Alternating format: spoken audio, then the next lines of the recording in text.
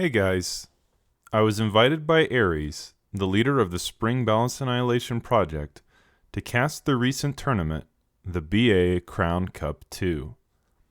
This was a huge honor for me, and the tournament turned out to be a massive success. I apologize for the video quality of the first few games. I had to take footage from the Twitch stream, but after about the 40-minute mark, you will see a huge improvement in the video quality. I hope you enjoy it, and thank you for watching. So this is the semi-finals of the Balance Annihilation Crown Cup 2. And, hey guys, how you doing? I am happy to be here. I am happy to be casting this game. Right now we are, as I said, in the semi-finals. We have Cartouche, Johannes. Cartouche up here in the north, the orange arm commander, and he will be going K-Bot first, building a Rector, no doubt, for some reclaim action. Getting some extra energy, I believe. Yeah, these little crystals will give you a tiny bit of metal and a ton of energy. So very heads-up play there by Cartouche. And his opponent, Johannes, also going for the Necro, and he will be engaging in reclaim action. So here at the beginning, both players with a very similar start. And Cartouche, definitely the favorite for this tournament. I believe he is one to be beaten, guys. He is a very good player. And we have seen the kind of shenanigans that he can pull off. Already going into his opponent's base with some fleas.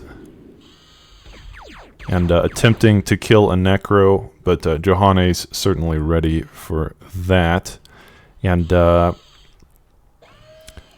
yeah, Johannes definitely playing a little more defensively here. But that is what you expect from Core. Core having less options in their K-Bot lab, but the AK is arguably the best T1 K-Bot in the game.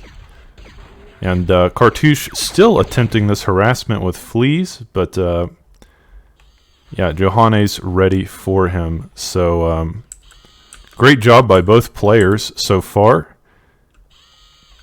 And it seems like they're pretty even on metal and energy. Let's go ahead and look here at the top. Johannes attempting to get through with a single AK, but yeah, as Sabotai, I think that's his, is that your name? I don't know if he's still here. He wasn't. It is. How do you pronounce it? Sabotai. Sabotai. Okay. So as Sabotai mentioned, Cartouche is he is going for a tech switch, going into vehicles. And pumping out a Samson first. Certainly a bit unorthodox, but Samson's obviously good against air, if he's worried about air, but also can be good against swarms of AKs if you get enough of them. They don't do the most damage against ground. They have been nerfed pretty heavily from OTA. But if he can kite them, he wants to keep them away from those AKs as much as he possibly can. And Johannes now getting into melee range of those Samsons. Some very nice play by Johannes, making those AKs worth their weight in gold. So, you know, just taking a look here at the metal at the top right of the screen. Both players pretty even. But yeah, Johannes moving his commander to the center, very aggressive. He might want to build a base here in the middle. In some ways, Total Annihilation or Balance Annihilation is a bit like chess. You definitely want to hold the middle. If you can hold the middle of the map, it will give you an advantage. And Cartouche moving forward with these four Samsons. and his own commander. So it looks like there will be a showdown in the middle of the map, guys, and that could be game deciding. As I said before, these Samsons don't do the most damage, but if you get enough of them and you can kite your opponent, they will slowly but surely whittle down these low health AKs. And it almost feels like we're watching a game of OTA here, of the original, and it was just Samson and flash spam. Very interesting strategy. I did not expect, guys, to when I started casting this, to see Cartouche building an army of Samsons. But Cartouche does what Cartouche wants. Far be it from me to tell this master how to play, and it looks to be working very well for him. Let's go ahead and look up here. Cartouche building some just some wind generators, and continuing to pump out those Samsons. And will he hit a critical mass? That is the question. Certainly Johannes has realized that he needs a tech switch. He has gone for thuds. And Teddy here in the spectator chat making the observation that they can't reach Samsons. Guys, I have to say this is very unorthodox from Cartouche, and it is working hilariously well. The thuds still outranged by the Samsons, and very frustrating, I'm sure, for Johannes to even deal with.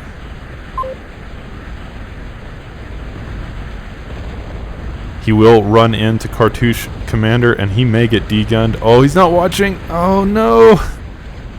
3 thuds degunned immediately. And some stumpies moving in as well. This is looking very bad for Johannes, but he does have a heavy laser tower, and that will curtail this aggression to some degree.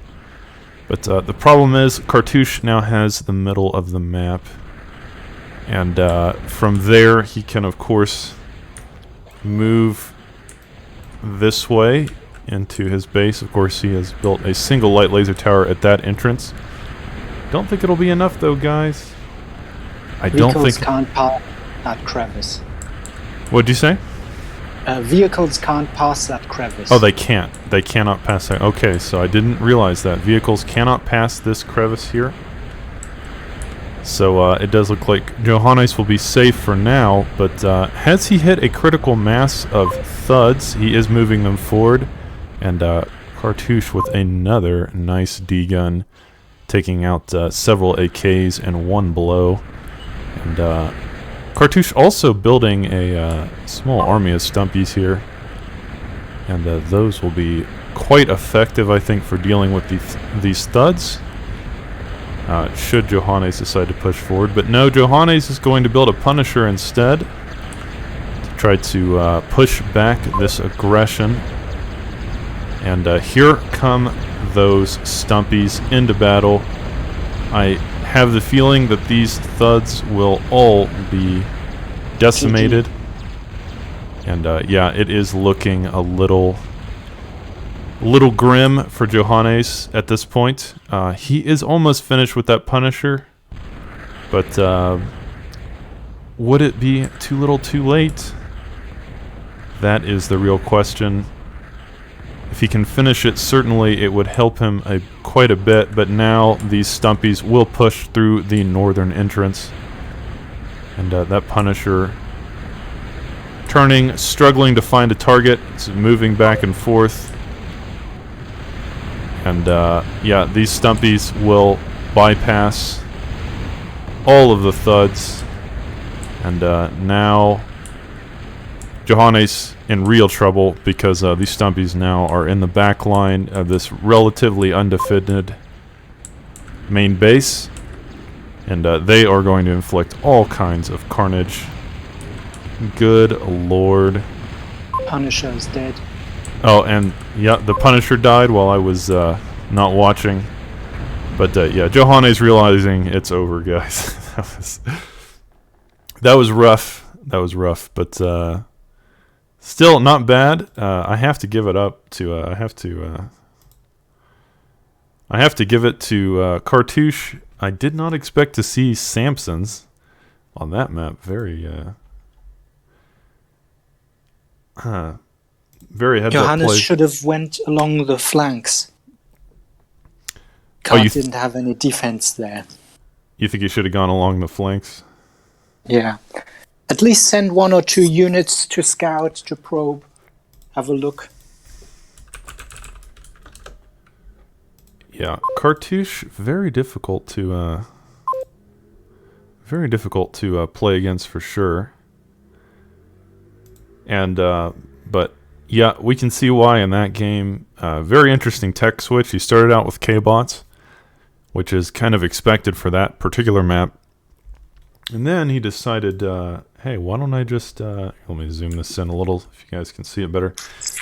Then he decided, hey, why don't I just switch into vehicles and go Samsons? And I'm sure that caught Johannes off guard. It certainly caught me off guard, and I was God. I got to see everything, and I still was surprised.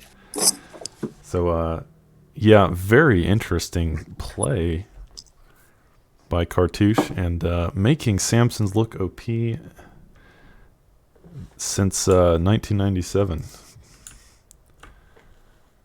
So we will have to see if Johannes wants to get revenge. How is he going to avenge that no doubt frustrating game that he just played? We'll have to see. Okay, I have to play my game. Catch you later. Okay, yeah. Good luck, man. That was Sabotai, and he has been helping me out. Apparently he's got to play his game, and very excited to see how that turns out. But right now we are on game 2, I believe, and we have Cartouche going core. This time in the bottom left, 2 metal extractors and a wind generator. And his opponent, Johannes, also core, 2 metal extractors and a solar collector, 2 solar collectors. So interesting diversion here between the 2 players' builds already. Cartouche deciding to go wind generators. And, ooh, aircraft first. That is cheeky. Very, yeah, very unorthodox by Cartouche. This going aircraft first is, well, it's kind of a surprise build. If he can get something done with bombers, it could pay off. Yeah, starting a bomber immediately. And, wow. He's going to have to get a lot done with this bomber because Johannes going vehicles will take over the map otherwise. In fact, Cartouche, it seems, is just going to build a single bomber and then tech switch, most likely to vehicles. So he has to get something done with this bomber, guys. And Johannes is going to be completely in the dark. He's not going to expect this at all. He has no idea what's coming. He has no idea that there is going to be a bombing campaign over his base at any moment. How could anyone expect such a crazy play? But he did see it. The Weasel spotted the bomber just in time, and he's going to have to build those pulverizers as quickly as possible. He needs to get those up so that that bomber cannot simply destroy his base with impunity. If he has no air defense, that bomber could essentially cripple him. But now that he does have these 2 anti-air missile towers, this bomber will certainly have a much more difficult time of it. Taking out that metal extractor.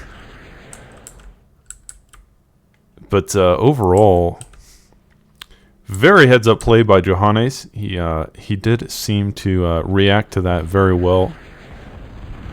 He's going to take out another metal extractor. And this single bomber, very frustrating to deal with. Obviously, air in BA, much more agile than land. But, yeah, the problem is Cartouche is now certainly behind. Only on 5 metal per second to his opponent's 14. And he has decided that he wants to save this bomber for a rainy day. He will probably land it and repair it, if I had to guess. But, yeah, Johannes absolutely ahead from this point. And he needs to push his advantage. Theoretically, he wants to contain his opponent. He wants to keep him from expanding. So if he just kind of keep him in his base there, prevent him from getting outside of that starting position, that starting plateau, and just keep him in that tiny starting area, he will almost certainly win the game. So it is Johannes' game to lose now, guys, and he definitely needs to push his advantage if he can.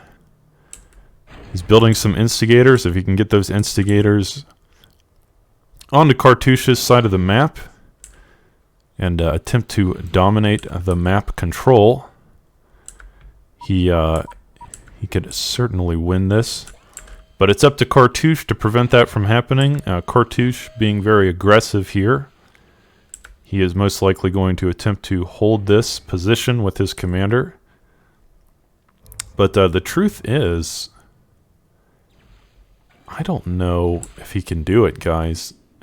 Starting air certainly put him behind. There is no question about that. And he is going to be quite a bit behind for a while. So he's playing from behind, and he is struggling to get a foothold on the map.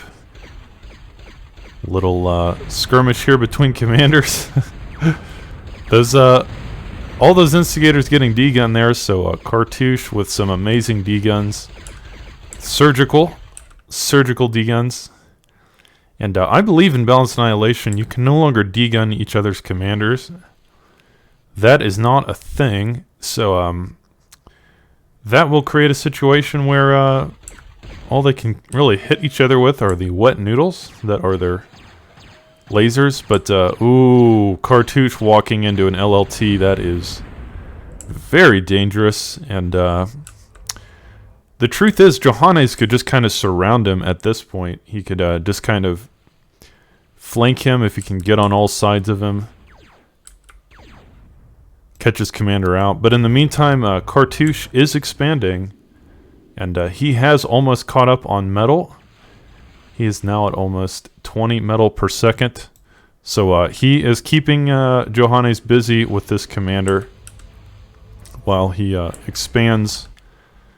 In the meantime, building an LLT, and Johannes attempting to stop this expansion, but just a little too late. That LLT will go up, and that will almost certainly stop these instigators from getting anything done.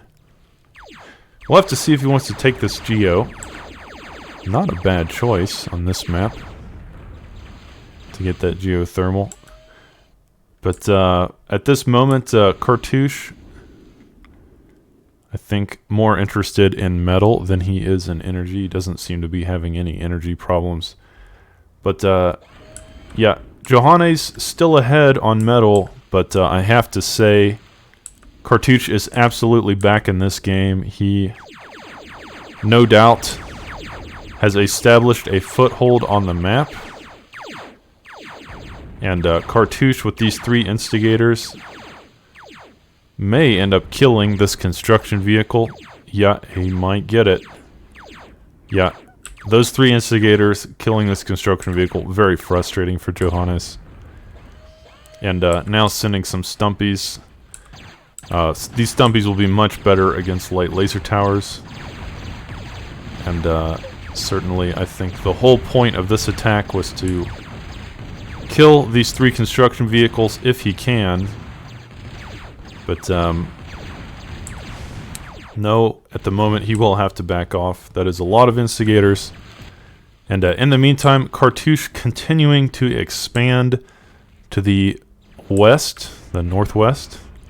Just looking at the map, just kind of looking at this whole thing at a glance, you can kind of see that Cartouche is certainly back in this game. Johannes didn't do a good enough job of keeping him in that in his base on his plateau. But guys, it is Cartouche. He is very difficult to stop. And but it is quite amazing that after that basically failed air start that he has been able to so successfully retake the entire map like that. What the hell, man? What the hell, Cartouche? Cartouche, you are too good. But yeah, he is... See, Johannes building levelers, and levelers are very strong against instigators, of course. That is essentially what they're designed for, being the riot tanks. So, yeah, at this point, the players really duking it out in this southeastern corner of the map. And Cartouche continuing to move up the western part of the map. Now, if Johannes knew that he was just here by himself, he could send an attack, but he would have to move up this hill and probably get degunned in the process. But no, Johannes going for a what is it? A bust. He's going to try to bust through all this defense with this army of stumpies and levelers. But it doesn't look like it's going to be enough. There's too much defense. And these construction vehicles with a nano tower in the back repairing the defense as well. It's just not going to be enough. And guys, this game is very even. We've reached a point. Both players on pretty even footing, despite Cartouche being very far behind at the beginning.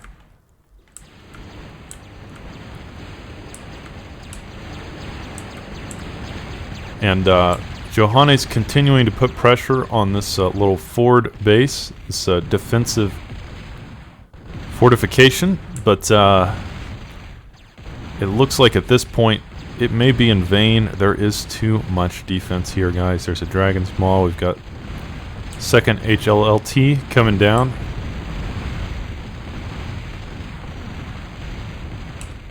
And wow, guys, Johannes really feeling like he is floundering a little bit. He definitely wants to push through here, but Cartouche making it very difficult for him. And as you can see, there's a lot less defense in this area. Continuing to push through on this position here may be a bad idea. There is a lot of defense. But it is pretty close. It is close, but I just don't think that Johannes has enough.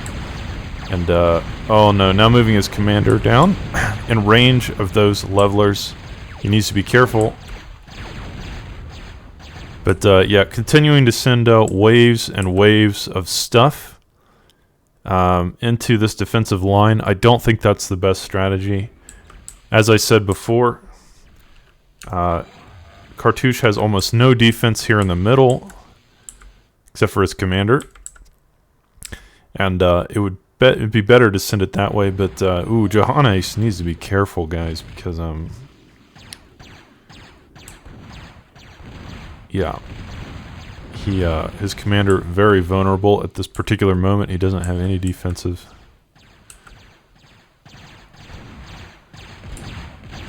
capability, but yeah, now taking my advice a little bit and moving down the western part of the map where Cartouche is relatively undefended.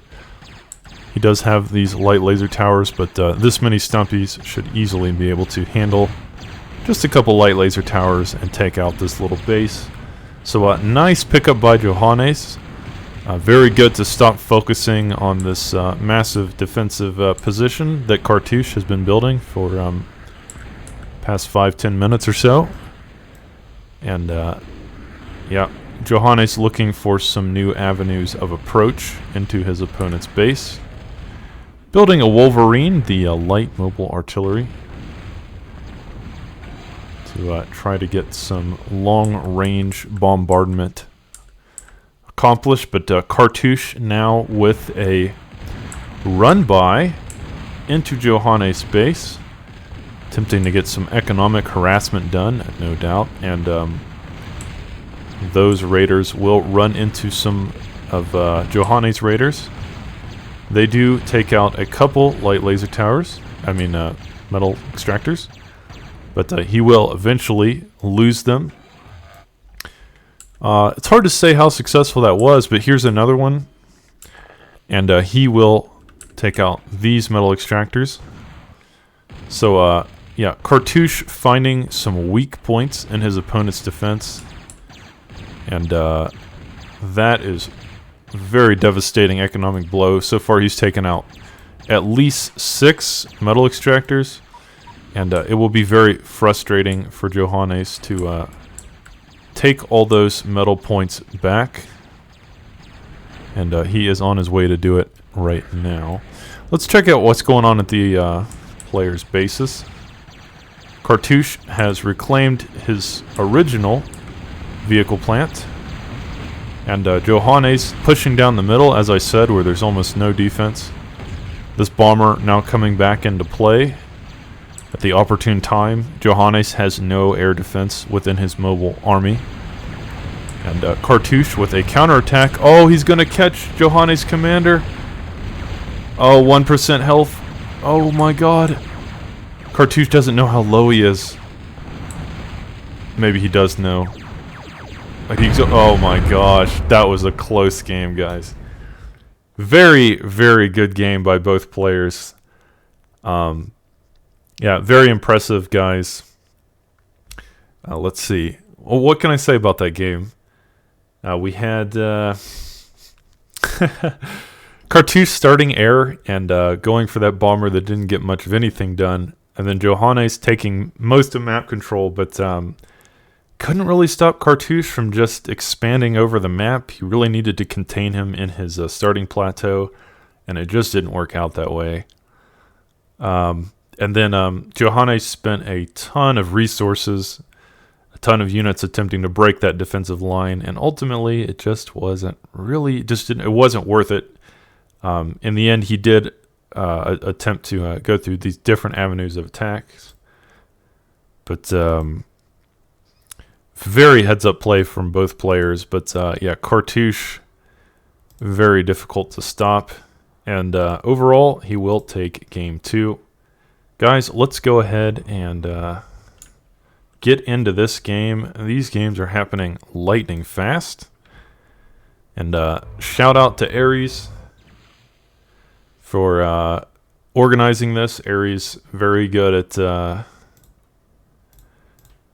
organizing these kinds of events, and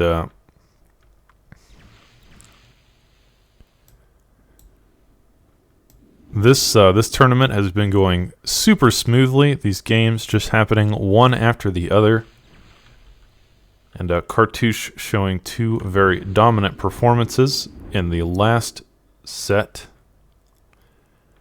But yeah, in this game, Cartouche going vehicle first, and his opponent, Teddy, also going vehicle first.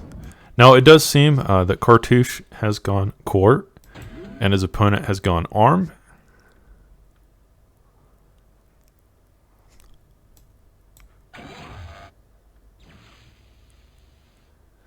So this map is a little bigger than what we've casted so far. As you can see, there is quite a quite a gap between the two players.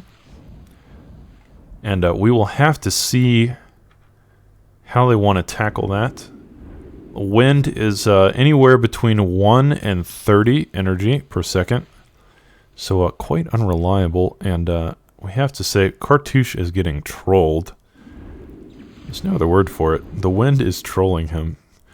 Desperately trying to pump out a construction vehicle, and the wind is just not cooperating. But the truth is, Teddy also relying on the wind. And it is going to troll him just as much. So neither player having built any solar collectors. Might have been a good idea to build like a single solar collector just to get that consistent and stable power generation online. But overall, both players suffering the same disadvantage. If you want to look at it that way. Both getting trolled at the same time by the wind. And the wind does what it pleases.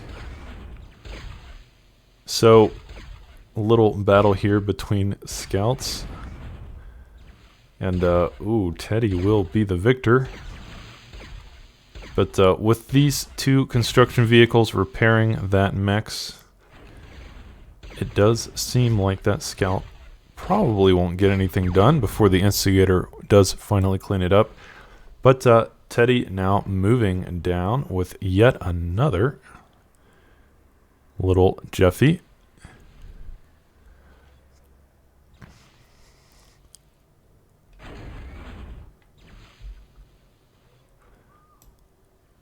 So, yeah, here at the start, again, both players pretty even, pretty standard openings.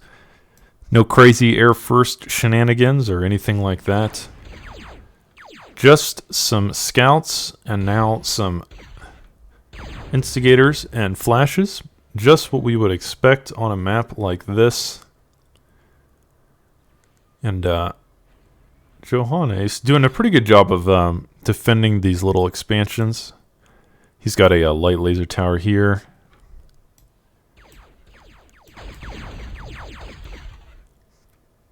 Teddy's still attempting to get some harassment done. But he will run into a wall of instigators, and they will prevent any of that from any of that shenanigans. So, yeah, overall, this game is very, very standard game.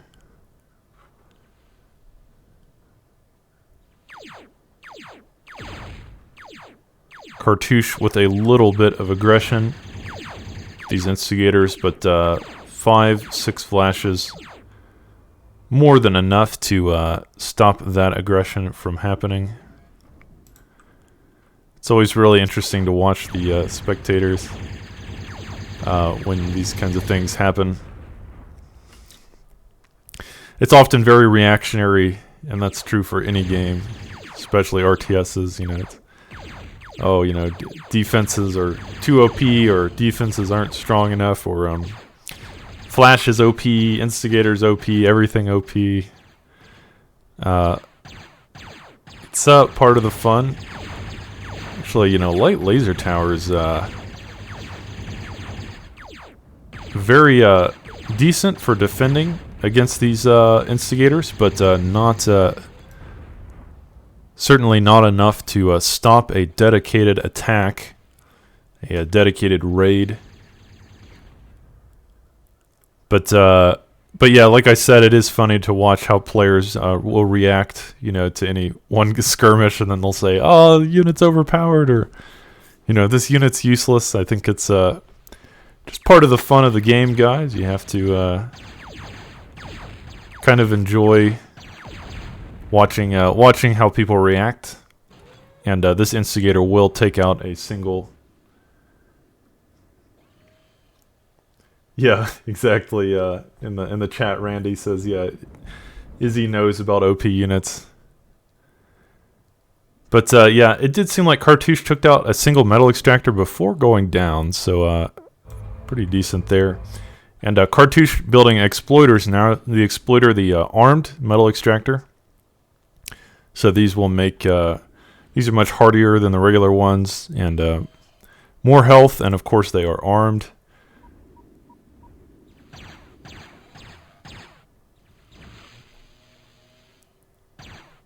And Teddy attempting some harassment down here, but these couple light laser towers will easily handle that. And here in the top, Cartouche does seem to have found a weak point, and he will take out this construction vehicle. So Teddy sending a contingent of flashes to respond. And generally speaking, flashes are better at close range, and instigators do better at more of a... if they can keep the flashes on their peripheries. The instigator is more accurate with those pinpoint laser, and the flashes not as accurate, but at close range, very devastating. EMG cannons will shred through just about anything on T1. So that is the way the matchup is, guys, and that is just the way it's designed.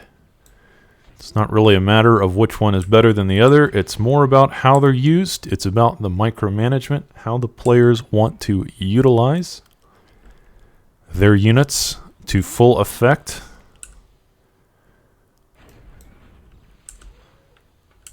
But either way, Teddy now going for a run-by down the west.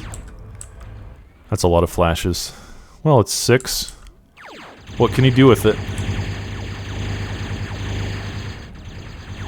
As I said, the armed player wants to get those flashes on top of those instigators if he can. The closer the better. But there's too many instigators here, as Cartouche was ready for that attack.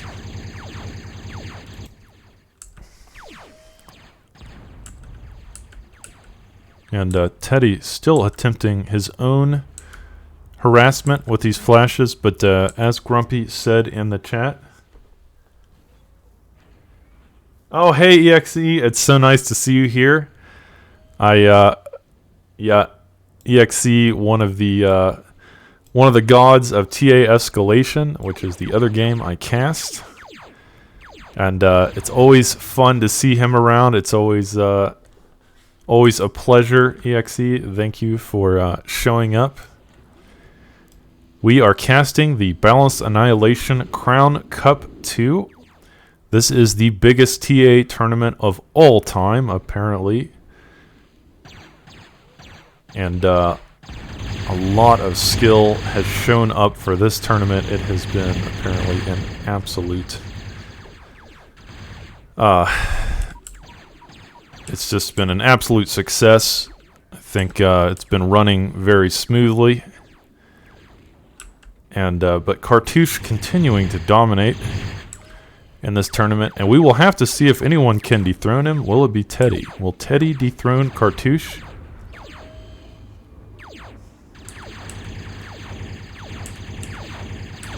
We'll have to see. Cartouche has a lot of instigators, guys. That is a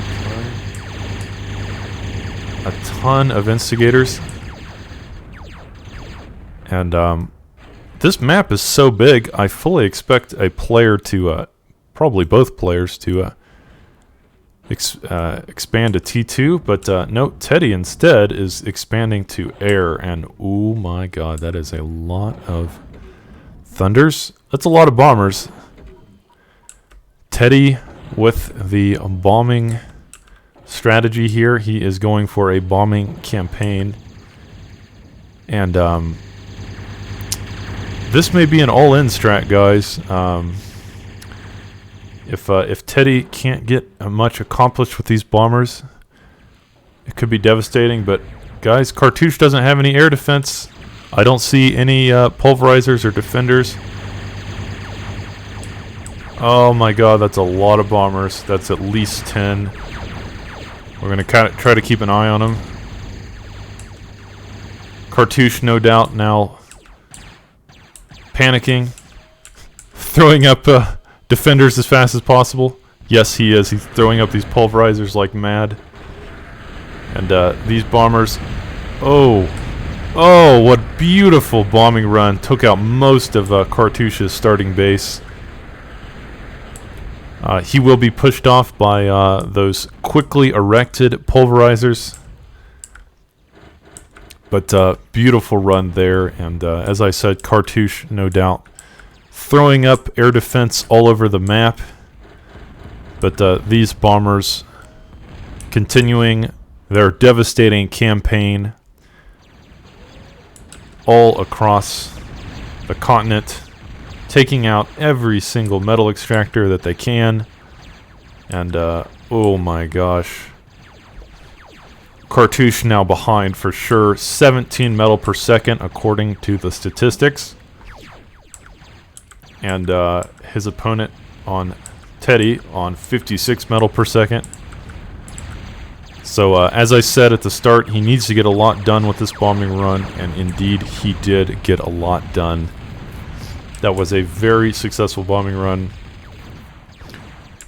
And Cartouche now way, way behind.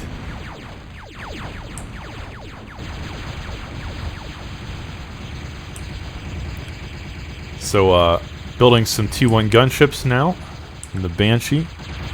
This is the arm-only gunship. The core gets the paralyzer. But holy cow, Cartouche doing what he can. But that's just so many stumpies, and now Banshees. Cartouche also attempting a run-by here through the southeast corner of the map. Good lord, there is action happening all over the map, but that is a lot of light laser towers. Teddy is prepared for that, and let's just take a look at the whole thing. Let's take a glance at the entire map. Those bombers continuing their campaign at the northwest side of the map here. These instigators will be cleaned up, and that's a lot of Banshees. And guys, Cartouche is good, but I don't think he's this good. This is a very tough situation to be in. And Cartouche gonna call it, Teddy, you monster. You absolute monster. That was crazy.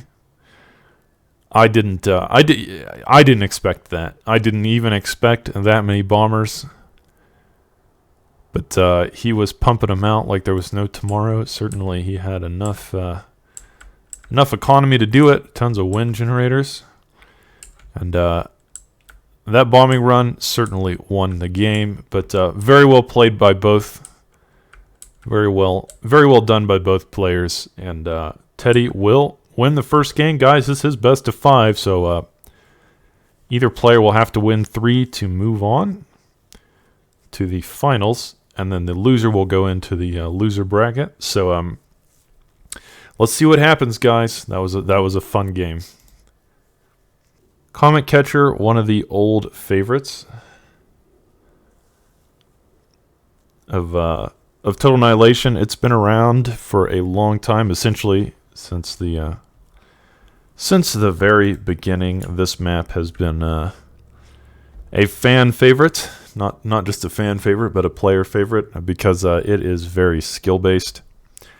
Essentially on Comet Catcher, it all really comes down to micro.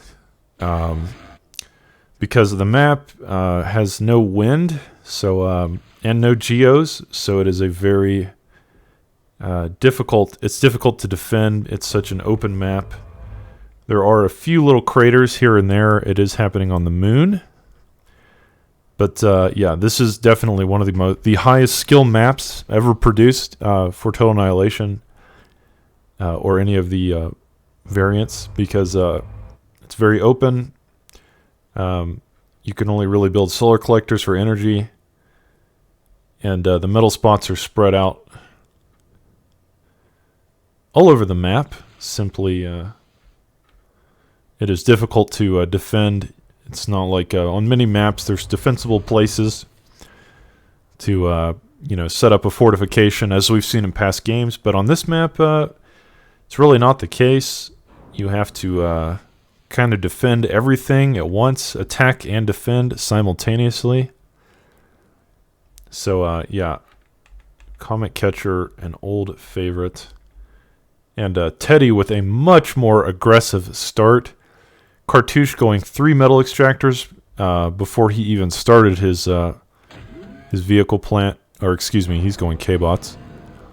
But Teddy going for a vehicle plant after just 1 metal extractor. So Teddy with a much more aggressive build here. And he will be sending down those Jeffies immediately to see if he can punish Cartouche for his very greedy start. Yep, he might. He did take out 1 metal extractor there. He's probably going to get a second one. Yeah, he does. And I would say that was a pretty successful harassment there by Teddy.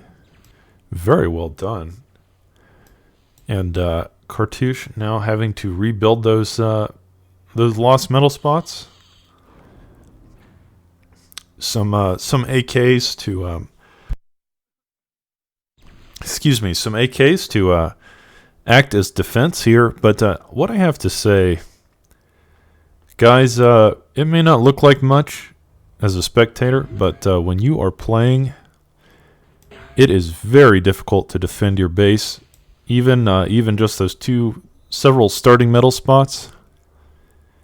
It is hard to defend in this game. In BA, it is very difficult to micro against your opponent's aggression. These single Jeffies are very good at skirting their opponent's defenses and getting into that economy.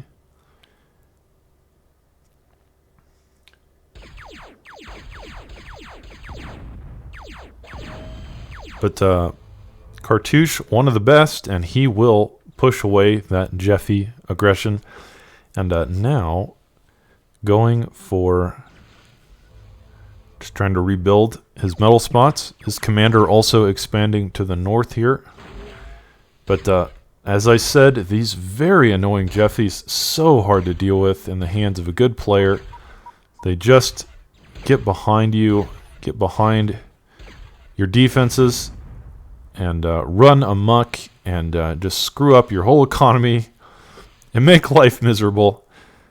So, yeah, Teddy definitely with the dominant performance here at the start. He's on 18 metal per second, no doubt ahead. There's just really no question that he has an advantage, no doubt due to his much more aggressive start and his impressive rating ability. So Cartouche definitely going to have to try to make it back into this game. It's by no means over. But Cartouche going K-bots, I have to say that is a very strange, very unorthodox choice on this map. Vehicles are the standard for Comet Catcher simply because they're faster, and this is a huge map. By BA standards, at least, this is a very big map for a 1v1. Excuse me. So, typically, vehicles more common on this map, and you can kind of see why that Jeffy harassment has been extremely effective.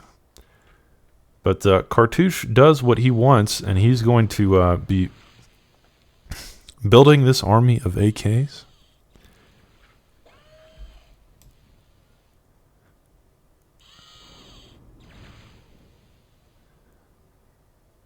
Generally speaking, AKs against flashes will win that battle in even numbers, but Cartouche just has a lot of AKs, and Teddy doesn't have that many flashes yet.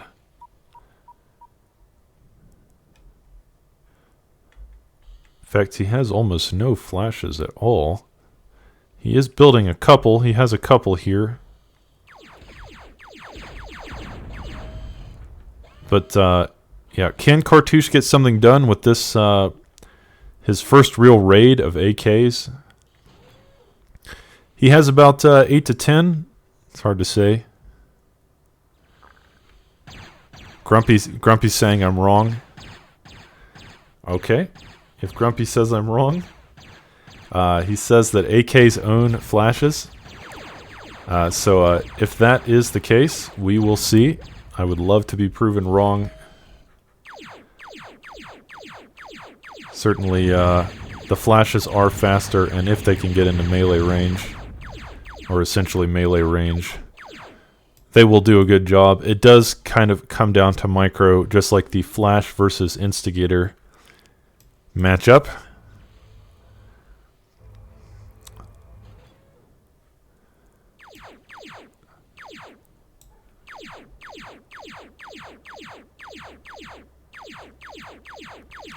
Nice battle here in the middle between flashes and AKs.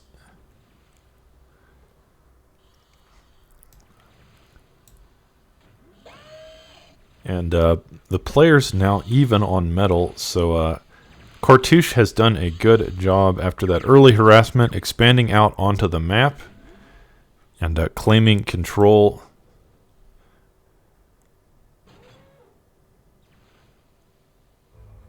With these AKs.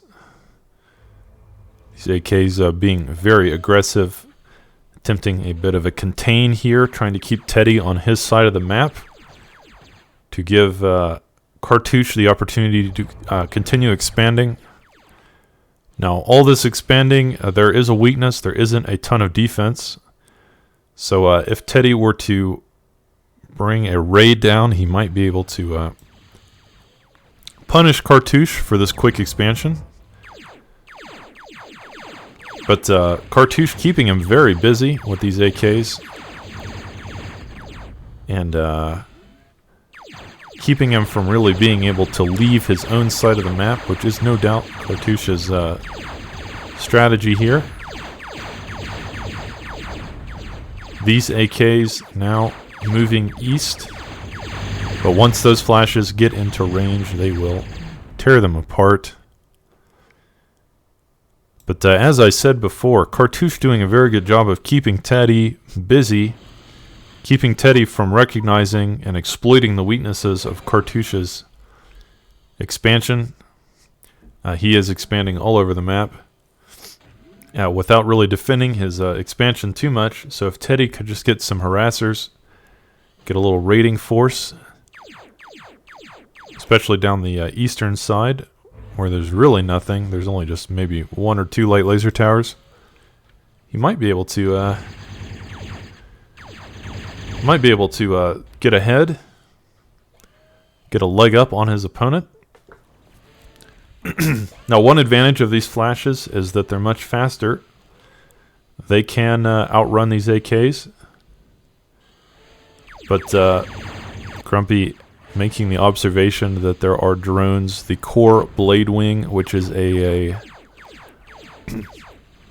is a flying paralyzer drone.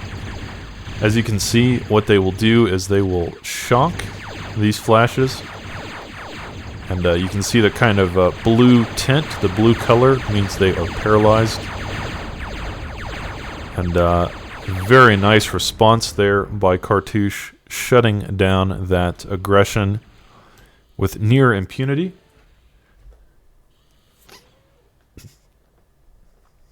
Yeah, EXE making the observation in Twitch chat that both players not really using their metal too efficiently. Both players near maxed out, near max metal. Certainly they want to use that metal if they can. And use their economy as well as possible. Whether that be building more factories or building nano turrets or going to T2. Certainly we would love to see T2. But we may not make it to T2 because Cartouche pushing now with the death ball of AKs and Blade Wings. And Blade Wings, very difficult to deal with. unless you have air defense. He is building some freedom fighters, and freedom fighters a very ideal counter because the blade wings can't really interact with them. The blade wings can't really paralyze the freedom fighters. So yeah, those blade wings will have to bug out. They will retreat.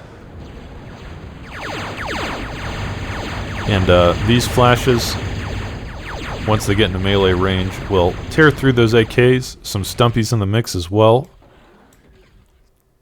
So Teddy reacting very well to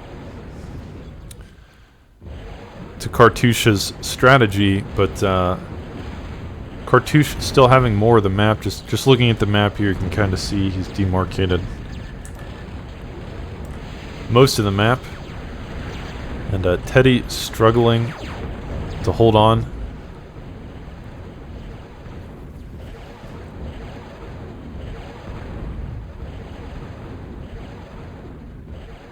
Freedom fighters doing a little bit of harassment, but the truth is freedom fighters just, they don't hurt ground that much. Not super effective. They are more designed to kill the blade wings and any kind of further aerial harassment, any kind of bombing runs the Cartouche may want to engage in. But again, both players still struggling to use their metal.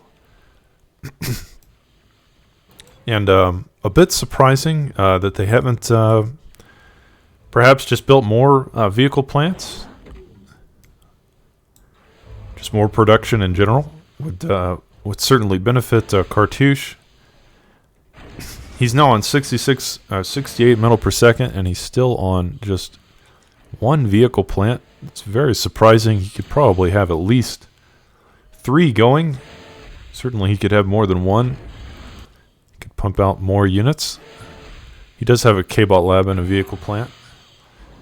But yeah, struggling to use his metal. Now it's 70 metal per second. But his opponent, Teddy, as well. His opponent also just on the 1 vehicle plant and the 1 aircraft plant. It is interesting in BA, in the spring iterations of Total Annihilation, players do tend to rely more on nano turrets. Here we go, the blade wings coming in, but we've got some freedom fighters on the way, and Cartouche with his own Avenger army, he seemed to have bait Teddy into that engagement, and does very successfully kill his aerial force. Cartouche in a dominant position here, having most of the map, but Teddy now attempting some harassment of his own. This group of about 8 stumpies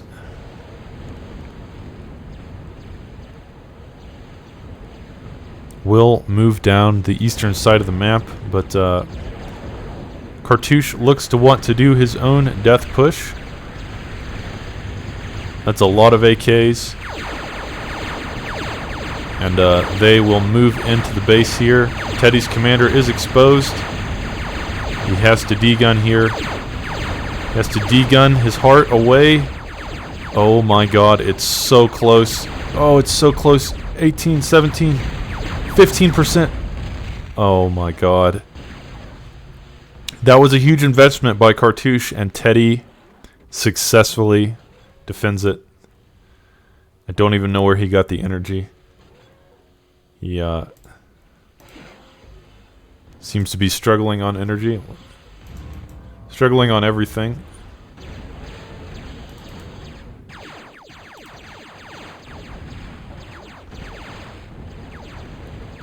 And yeah, we're just going to look at Teddy's view here for a second. Excuse me, is this Cartouche's view? This is, excuse me, so this is Cartouche's view.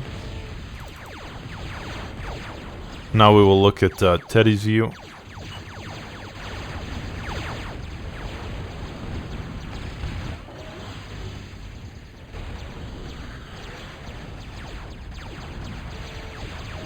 So both players microing their little heart out. Let me go back into spectator mode.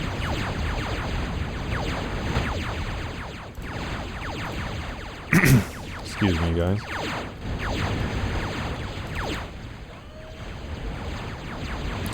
Cartouche has now broken past the top right, the northeastern part of the map, and even after Teddy was successfully able to stop that push of AKs, Cartouche too strong, and it does look like these instigators will end the game. So, very nice play from both players, I have to say. Teddy at the start doing a better job with the harassment. He definitely was ahead, but Cartouche managing to come back with his AK spam, keeping Teddy on his toes, and then the Blade Wings doing a great job as well. So, dominance there by Cartouche, both on the ground and in the air. And ultimately, playing Cartouche on a map like this, perhaps a mistake. It would be very difficult to keep up with his micromanagement skill in general. I think most players would probably want to play against Cartouche on a map that has choke points, places where you can make it more difficult to for him to style on you from every angle. So we'll have to see what Teddy wants to do. Teddy should get the choice of map at this point, and see if he wants to pick a more manageable map. Teddy, a very good player, obviously, and we can see that he can beat Cartouche because he did in the first game. So it is 1-1, guys, and we will have to see what happens in the next game. This map isn't nearly as big as a Comet Catcher. And there, it's a lot more defensible as well. As you can see, there's these crevices. There are a lot of holes that make create these kind of natural barriers to play around.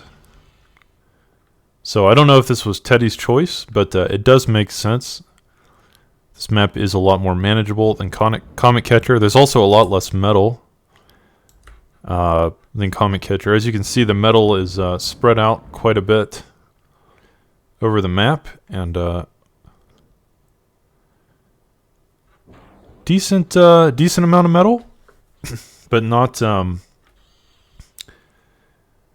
like Comet Catcher, where you're just kind of overwhelmed with your metal supply. On this map, it is tougher to use. I mean, you have to use it much more sparingly. And there are geo vents as well, so that is always an option if you want to take your geos.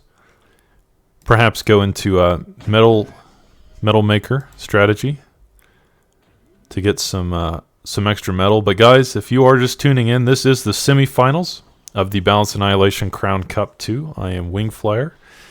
I am casting these games. This is Teddy versus Cartouche, and they are currently 1v1. Excuse me, 1-1. They have both won a single game against each other, and Cartouche, with these 3 fleas being extremely annoying, and he will take out both metal extractors of Teddy.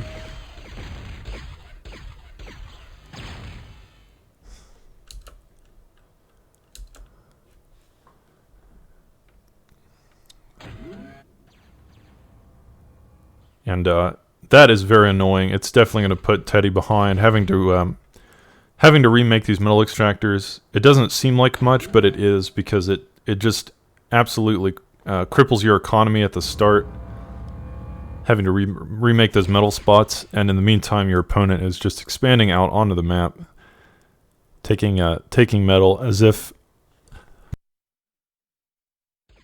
there's no tomorrow. So yeah, Cartouche with that early harassment, very devastating. Certainly nothing that Teddy can't come back from. But great job by Cartouche at the start. And this light laser tower, these light laser towers should stop further harassment. Now there is a thing on the spring engine that's really interesting. In the original game, typically light laser towers or any kind of defense can hit anything that comes into its range. But the spring engine is different than the OTA engine in that it's more of a true 3D engine. And so if for example, if a flea hides behind the metal extractor or hides behind the building that it's attacking, the defenses cannot target it. So that is one huge difference between the two games. In TA, in the original game, defenses can pretty much hit anything that comes into their range, where in Spring you can use the 3D physics to block your opponent's line of fire and get some kind of cheeky harassment. And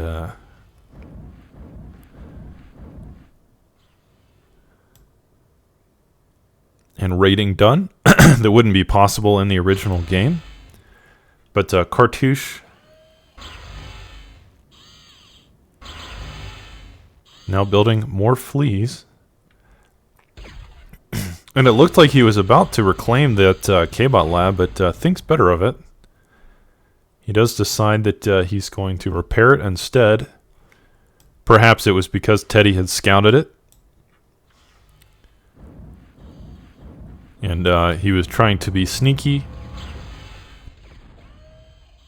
Or perhaps he's trying to mind game Teddy. That would be pretty funny.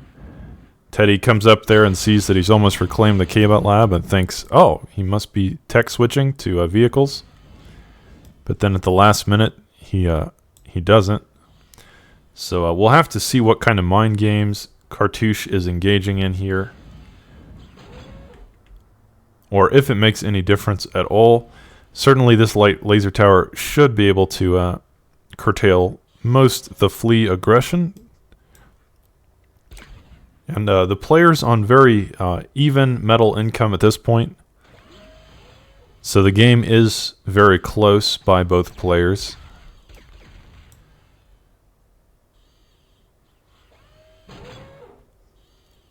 But Teddy now pumping out those flashes.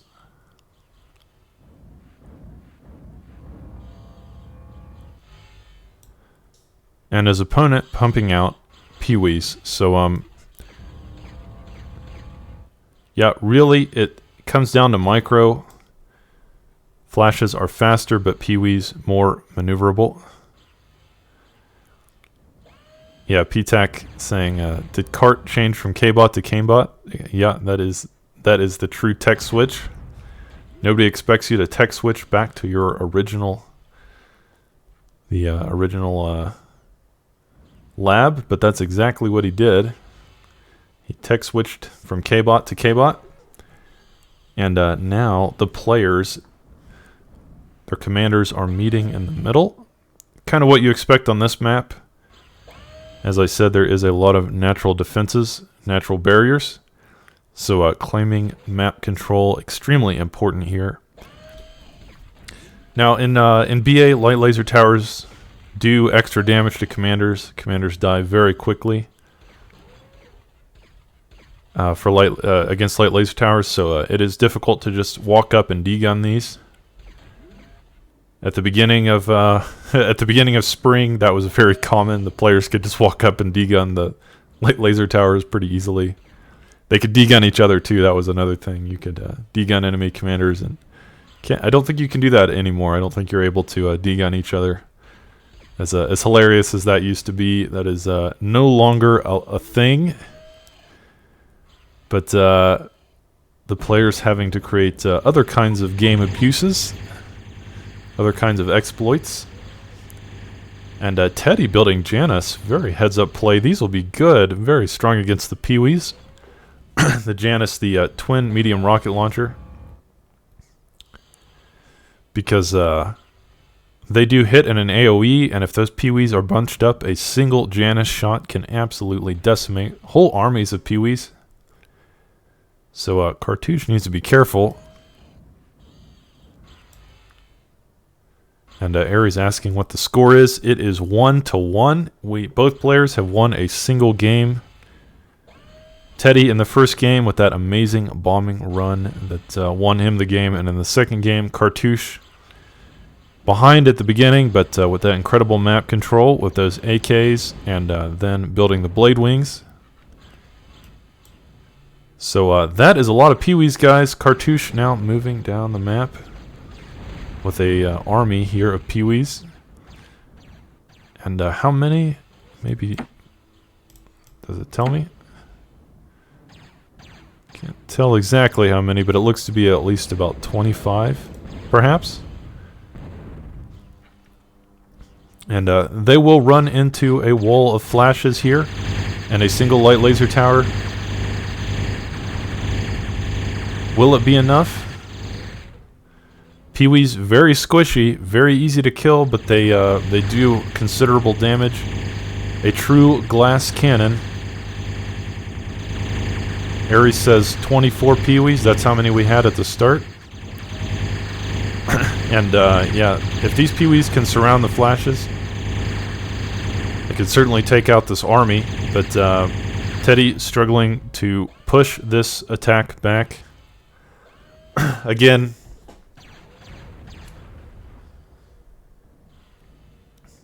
the players, the spectators commenting on the unit balancing. That's always, I always find it very amusing to watch that. Here we go.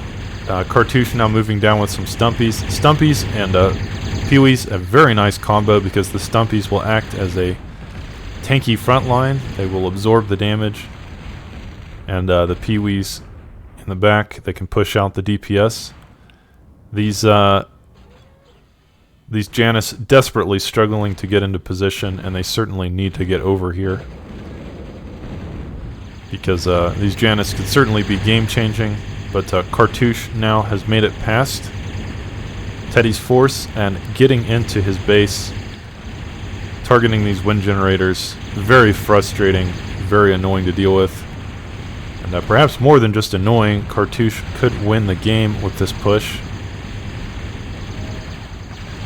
This is quite a devastating push here by Cartouche. He has managed to make it into the back line, and yeah, Teddy realizing that he is now too far behind.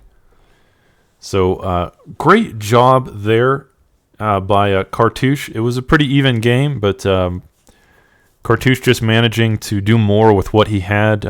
Very effective push on the eastern side with first Pee-wees and then Pee-wees and Stumpies. And the Januses that his opponent had would have been very good in that situation, but they were on the west side of the map. He wasn't able to move them over. Teddy wasn't able to move them to the east side in time to stop that push. So ultimately, Cartouche just using his resources better that time and using his units better, finding the weak spot in his opponent's defenses, and ultimately making that death push to win the game. So great job by both players, but that will put Cartouche up 2-1. And yeah, Cartouche on game point, guys. As I said, Finn's Revenge is a Supreme Commander map. This map was originally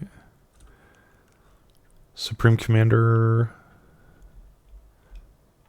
1, I believe, maybe Supreme Commander 2. It may have been Supreme Commander 2. I think actually this was a Supreme Commander 2 map. Supreme Commander 2 not that popular with the TA community, a lot of hatred, a lot of hate. But I liked it. I like all the TA games, guys. I love all of them. For different reasons. I think they all have a place in my heart. And Finn's Revenge, a very cool map. This is a Supreme Commander 2 map. I am 99% sure. I didn't even know they had... So this map has been remade for spring. I guess technically all the maps have been remade for spring, now that I think about it. But yeah, this map has been remade for spring.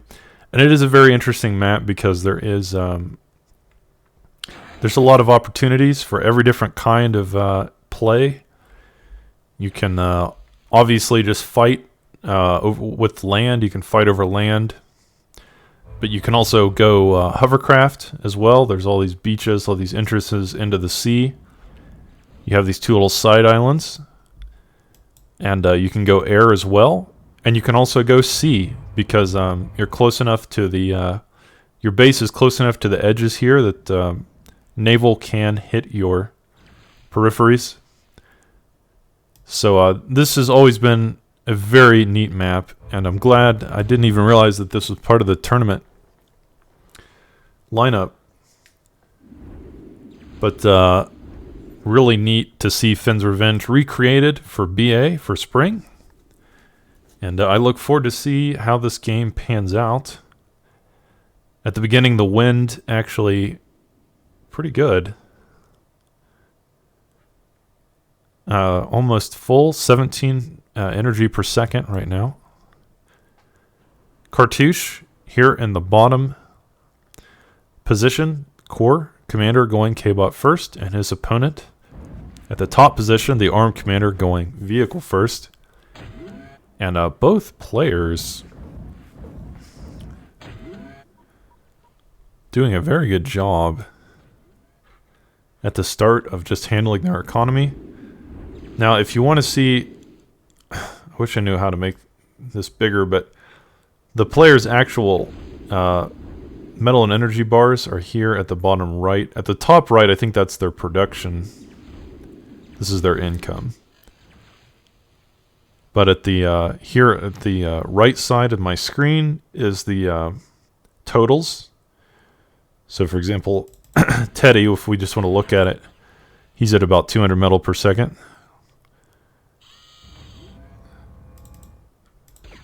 And attempting some harassment here at the start with these Jeffies.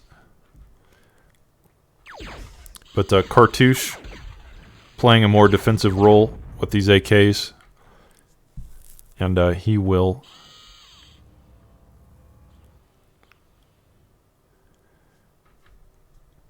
he will curtail that aggression. The single Necro, just reclaiming, that's essentially what they're built for at the beginning. Probably why Cartouche went K-Bot first, to be honest. Getting this juicy reclaim. But his opponent, Teddy, can build a beaver, and he is building, or he's queued up a beaver, so the beaver, the amphibious construction vehicle. And so Teddy going vehicle will have the option to make it to these side islands, and Cartouche will not be able to expand to those side islands because he did not, because he went K-Bots, and K-Bots have no amphibious option on T1.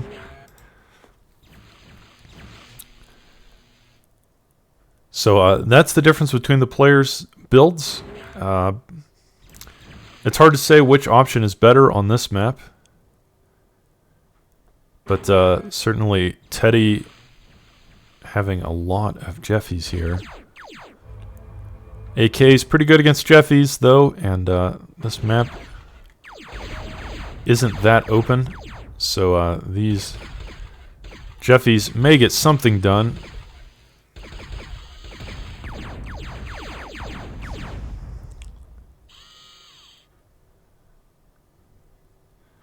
Steamroller asking if quick nano is not a meta. Nanos are meta, I think, but they're expensive. They're kind of expensive at the start. They cost a lot of energy and some metal as well. They're not cheap. It's a safer option to go K-Bots or to just build more constructors. Nano farms more common later into the game, but as I say that, Teddy building his first nano. And let's go ahead and see here. Yeah, they cost 210 metal and over 3,000 energy compared to a construction vehicle. They're more expensive than a construction vehicle. So a bit risky early on because they are very squishy, very easy to kill, and they can't move. Certainly just building more construction bots, a safer option. But the players having a bit of a different build. Teddy now on his second beaver, so the first one already moving under the water. These are amphibious. They will travel along the ocean floor. And already you can see he has queued up the metal spots and some wind. And that second beaver going to the eastern island. But Cartouche with his trademark AK spam here at the beginning. And Teddy only with that single Stumpy. I have to say, Teddy has been very, very greedy with his start. He's built almost no combat units at all this game, only those Jeffies. And these two Stumpies may struggle to hold off this attack. Oh my goodness. Yeah, that nano tower already dead, so that's what I was saying. That is the risk of building a nano tower early on. They can die very easily, and it has died, so that's a huge investment that has just been kind of wasted. And Teddy has too much metal. He's got 1,300 metal that he can't really use because he's energy stalling. And Grumpy asking, is this the last game? Yes, this is the last game. If Cartouche wins, he is 2 games up. But Teddy, I don't know. I feel like he was just a little too greedy this game. He built so much eco. He built those 2 beavers and several construction vehicles and the nano turret. And just didn't really build enough units. Didn't build enough stuff. And now is still struggling on energy. Really struggling to get his power online. And he has 1,600 metal that he cannot use. Because he just doesn't have the power production. He's got an idle beaver here that he's probably forgotten about. And he's pumping out these Samsons. Samsons are pretty strong against AKs, as we saw in the previous series between Cart and Johannes. But yeah, Cartouche has decided to Dragon's Teeth off this side of the map and now focus his aggression on the eastern pass here.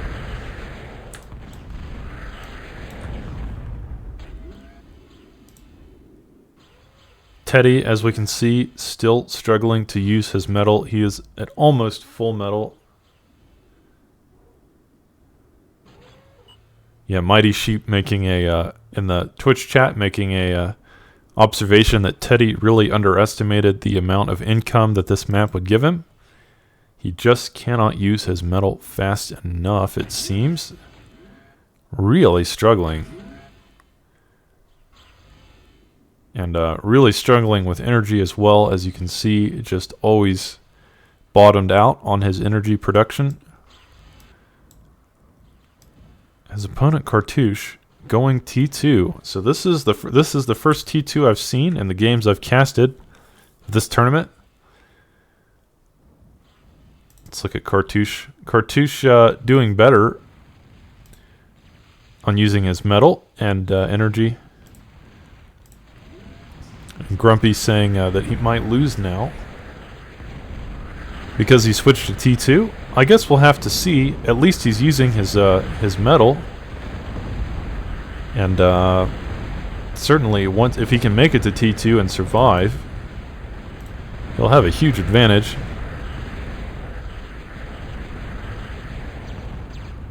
But Teddy with these Samsons being very annoying. And Teddy also has more metal per second because he does have these side islands. Some Stumpy harassment, some Stumpy raiding on the west side. I'm not sure how those Stumpies got by, perhaps Oh, they can make it through the shallows there, so those dragon's teeth basically did nothing. And this group of AKs will come to thwart this aggression. Cartouche, very vulnerable right now. Oh my god, building a single penetrator. That first shot will miss. But the second shot will connect, and these penetrators will...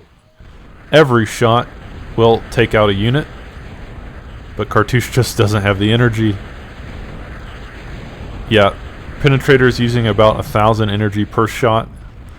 He will need to bank that energy before the penetrator can be utilized. But yeah, this penetrator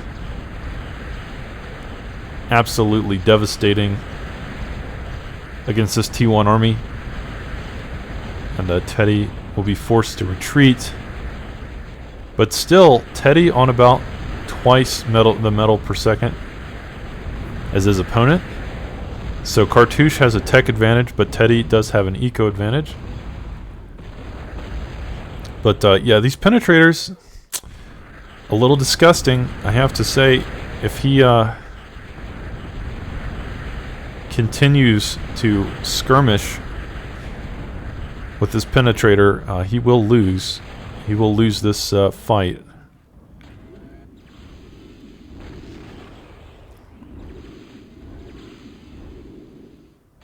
Trying to see what Cartouche is doing now. Building some nano turrets. Refortifying his western front. And oh my god, this penetrator continuing to be an absolute nuisance. Each shot so devastating. Taking out essentially a free unit with each blast. But on the west side, he's not as well defended. And this army of stumpies and flashes could potentially win the game for Teddy, especially if he can find Cartouche's commander. Cartouche will have to rely on some D-guns here, but Cartouche has no energy, as we can see on the top. He's now stopped production so he can get some energy. Ooh, nice D-guns.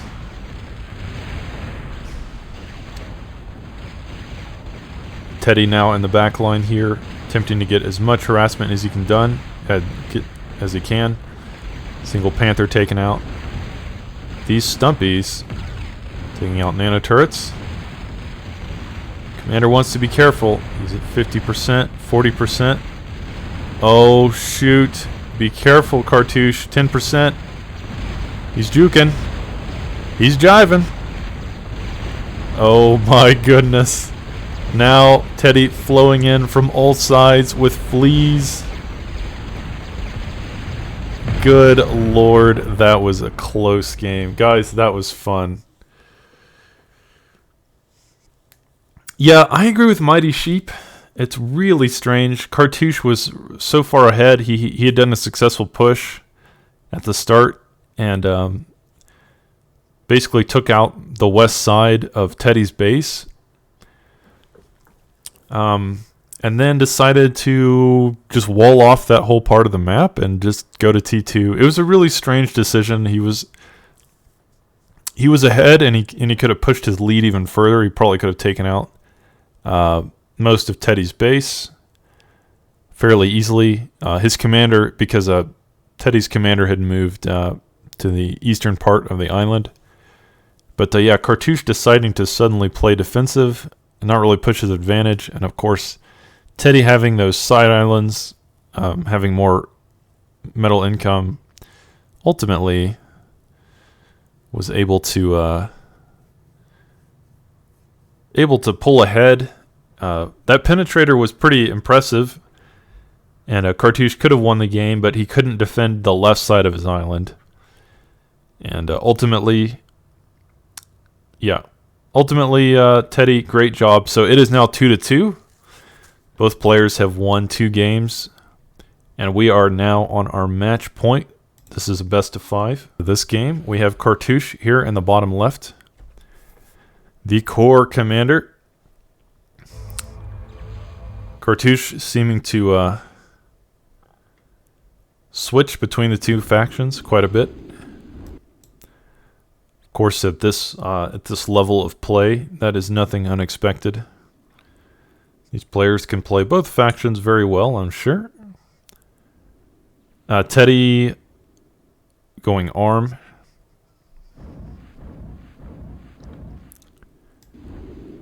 And this is a decent win map, 5 to 15, pretty reliable. Certainly more reliable than some of the past maps we've watched that had like 1 to 30. That's just a crapshoot. Sometimes you're going to get screwed. But yeah, this map, that is not the case. You can build wind farms without too much worry. But Teddy going for a very greedy start.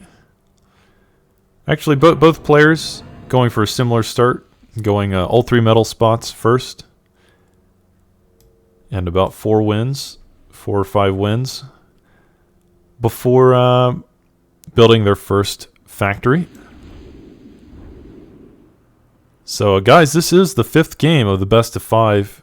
It's been a very close series between these two players. They seem to be very evenly matched. They do both have their own strengths and weaknesses.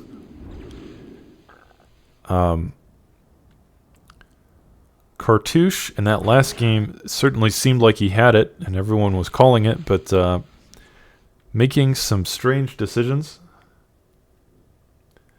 Thank you, JavaScript fanboy. He says I can check in the bottom left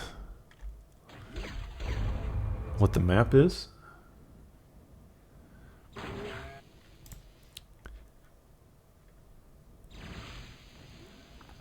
But yeah, Cartouche doing his patented construction K-bot spam.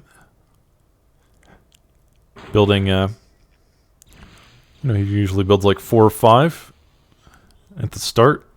And then from there, he can pump out units like there's no tomorrow, or he can expand very quickly.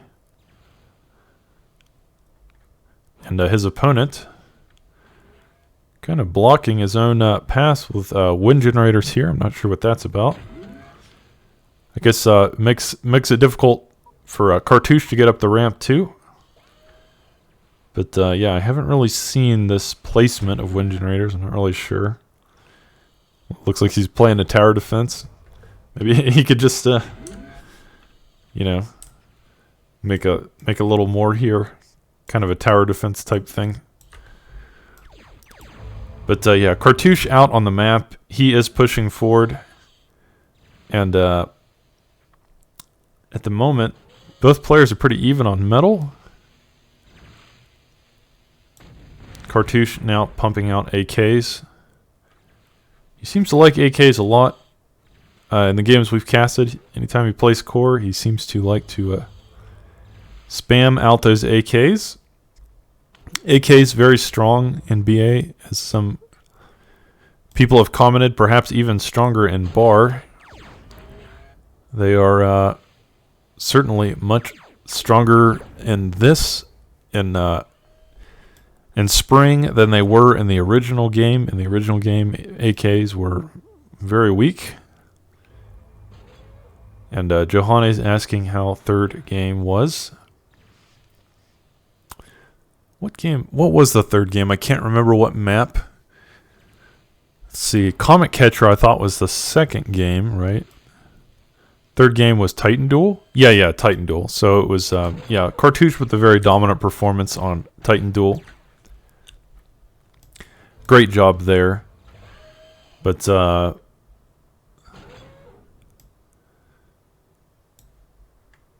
yeah, Teddy, a great performance in the first game, and then the last game on, what was it, Finn's Revenge. Very close, but Teddy ultimately managing to pull it out. Both players just slowly expanding on the map.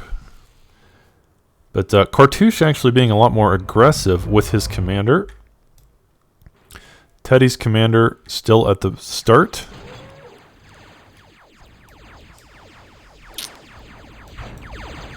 And Cartouche moving through with a few AKs. And those will be enough to...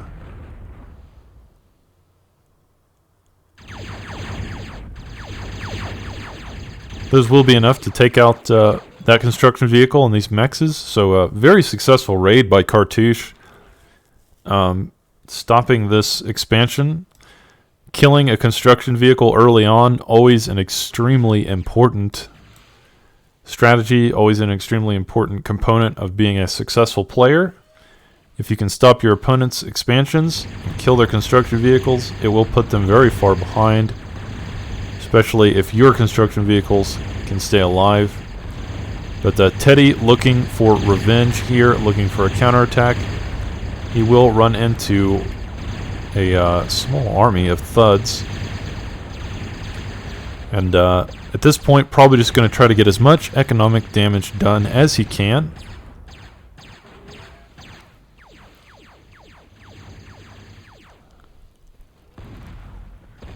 But, yeah, Cartouche does seem to be ready for this. And as you can see, Cartouche starting to take better map control already. He has, as I mentioned before, he stopped the expansion here. And he has claimed this part of the map for himself on his side. But now Cartouche struggling with energy a little bit.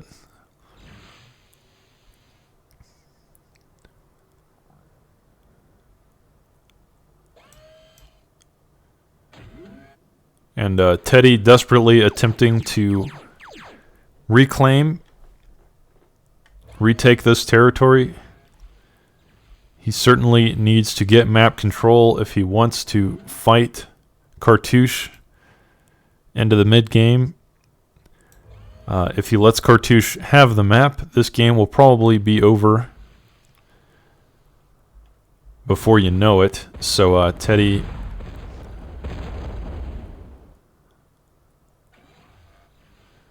really struggling to get that map control back. Just looking kind of at the mega map, you can see here that Cartouche certainly having a better map control.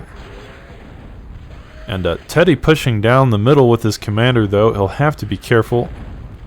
If he runs into that group of thuds, they could easily outrange his D-gun and just kind of pick him apart and destroy his commander and win the game.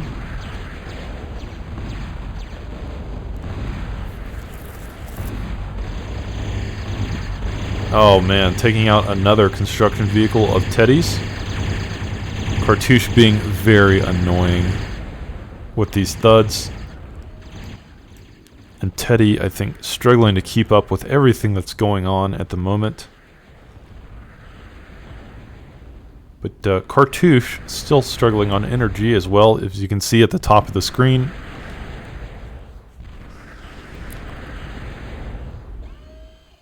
And Teddy now building Samsons, but he'll probably need a lot more to thwart this aggression. Flashes and thuds, a devastating combo.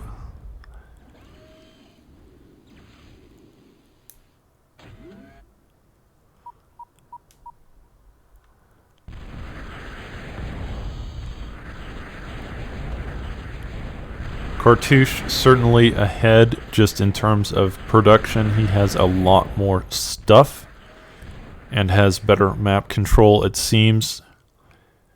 And Teddy desperately trying to hang on.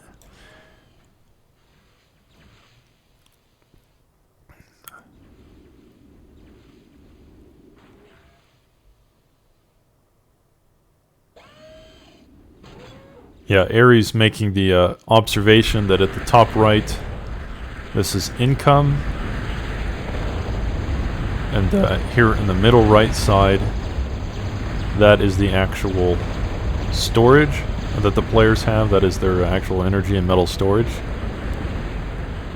So, pretty even on resources, but as I said, Cartouche just has more stuff. And moving forward with these thuds, that is a lot. It's a lot of thuds. Teddy really, I just don't think he has the production to stop this. He's now fallen behind on resources as well. And these Necros in the background reclaiming all the corpses. Putting Cartouche even further ahead. And Cartouche is now in Teddy's base. GG. So guys, that was a very good series. Best of 5 there. Could have gone either way. But Cartouche overall showing better map control, better micromanagement. And ultimately coming out on top. So not much to say about that game, I guess. Cartouche just controlled the map better. And stopped his opponent from expanding. And then just pushed his advantage. Until he ultimately won. He just kind of overwhelmed Teddy. So, yeah, Cartouche will move on to the finals, I believe. And, let's see, Teddy will go into the loser bracket. So Teddy will fight in the losers finals. So perhaps we will see this matchup again. Perhaps we will see a rematch between these two. No, this was not the finals. And, yeah, it will depend on whether Teddy can win his match in the losers. I think this is Red Comet. Can anyone in the Twitch chat confirm what the map is? Let's see, they said I could see in the bottom left. Red Comet. Okay, so it is Red Comet. Thank you very much, Randy. And, As I said before, PTAC is up a game. So having the advantage, this is a best of 3. PTAC on game point. If he can win this game, he will move on to fight Teddy. And Goopy, it is his game to win. He needs to win this game to stay in this tournament. He needs to win 2 games against PTAC. Both players arm going vehicle first. This is a terrible map for wind, so the players will be going solar. You can kind of think of this map as a poor man's Comet Catcher.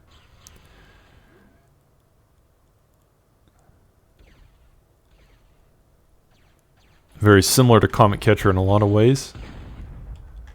Both players starting out with their Jeffy harassment. Just those scouts early on.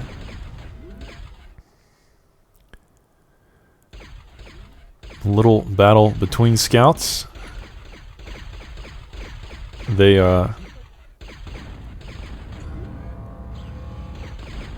don't hurt each other very much. It takes a little while, but yeah, Goopy will finally clean that battle up, and ultimately PTAC now has no more scouts that I can see, so Goopy will be on the aggressive. He will have to see what he can get done with these Jeffies. He's got about 6, but PTAC has a very defensible position here. He has not really expanded out.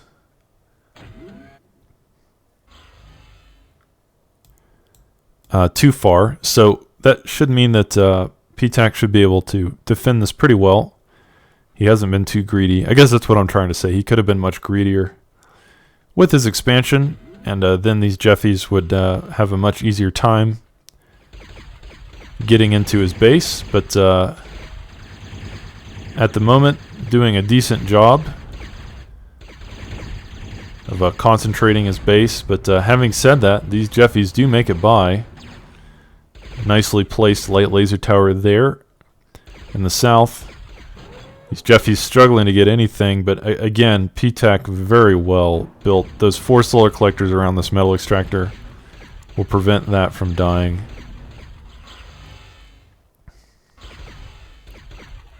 Very, very nice by PTAC.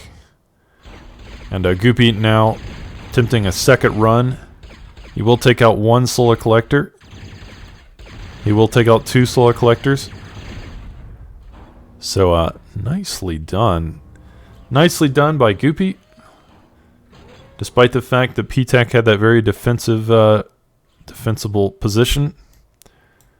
Goopy's still finding a way to break it. To break that... break his opponent's base. Kill some solar collectors.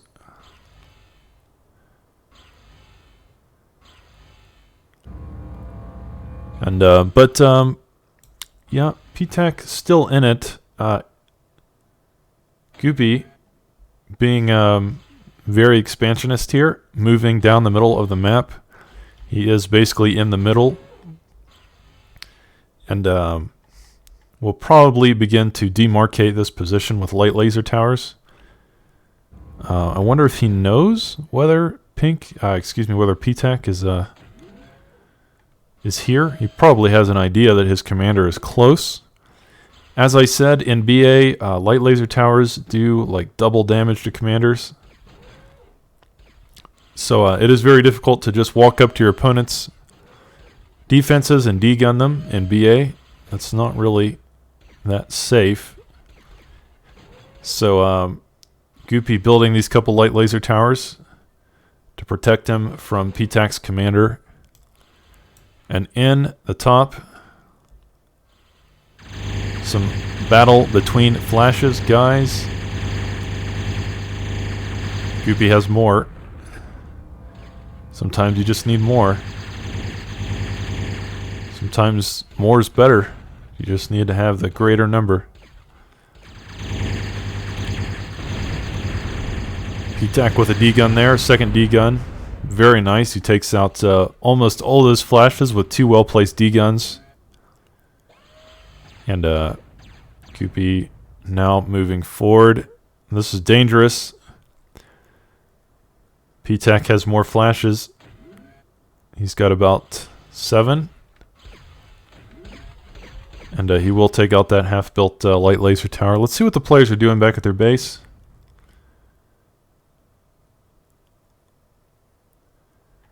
Goopy building solar collectors, and Janice. And his opponent just building flashes and a nano turret. So both players just pumping out units at this point and slowly attempting to take the map.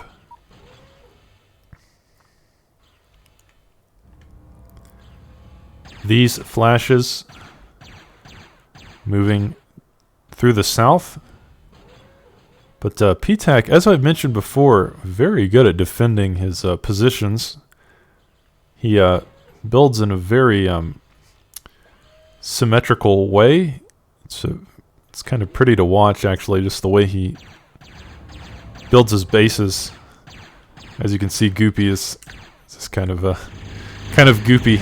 His the way the way he's built this stuff is just kind of all over the place. But PTAC with very well designed base. Yeah, good posturing. Very good posturing by PTAC, and he will move down the south with about 8 flashes here. See what they can get done. They did take out the metal extractor there. Took out the second light laser tower. Second metal extractor. In the meantime, Goopy moving forward with his stumpies, but PTAC's very well-designed base, making it difficult. However, stumpies are very strong against light laser towers. It's almost like they're designed to defeat light laser towers. So, yeah, those 3 light laser towers won't be enough to stop these stumpies. PTAC's flashes continuing to move north, get his own harassment done. So Both players getting some heavy economic damage done to each other. And it's hard to say who will come out on top of this. Goopy still has the center of the map. And that is very crucial on a map like this. Holding the center will give you better map control. You can kind of branch out more easily to any part of the map when you have the center. As I said at the start, it's a bit like chess. You want to hold the center position on the board. And in this game, you definitely want to hold the center of the map. Just looking at this at a glance, Goopy being very aggressive, moving his commander in, essentially into PTAC's starting base. And it's got to be careful. It's a lot of flashes, but the commander does have the D-gun, and the D-gun can kill flashes like there is no tomorrow, like it's going out of style. Here we go. PTAC moving in on Goopy's commander. Ooh, good surround. Oh my god. Oh, 5%, 1%. Oh, so close. Very close, but you know, Goopy being a little too aggressive there. Being just a little too aggressive. It was a close game, and he didn't need to be that aggressive. That calm push was not. He was playing as though. So Goopy was playing as though he was behind, and like this was like a final end game, last resort. But he didn't need to do that. He was a little too aggressive there, and ultimately, PTAC with that micro good surround couldn't degun those flashes quickly enough, and ultimately, PTAC will win the game, which means he'll win the series, and we will go on to PTAC versus Teddy. Okay, everyone, I am back, and we are back. And we are in game 1 of the best of 5 between PTAC and Teddy on Comet Catcher. Now, as I mentioned before, when we played this map in the series between what was it, Cartouche and Teddy? Or was it between Cartouche and Teddy? Anyway, this is one of the highest skill maps of all time ever created for any RTS. Okay, maybe I could be a little facetious there, but certainly for Total Annihilation, this is one of the highest skill maps ever created. It is very big, very flat. It's difficult to defend because there are so many avenues to attack. There are not that many. It's almost a flat map. There's a few craters here and there, but for the most part, it's flat.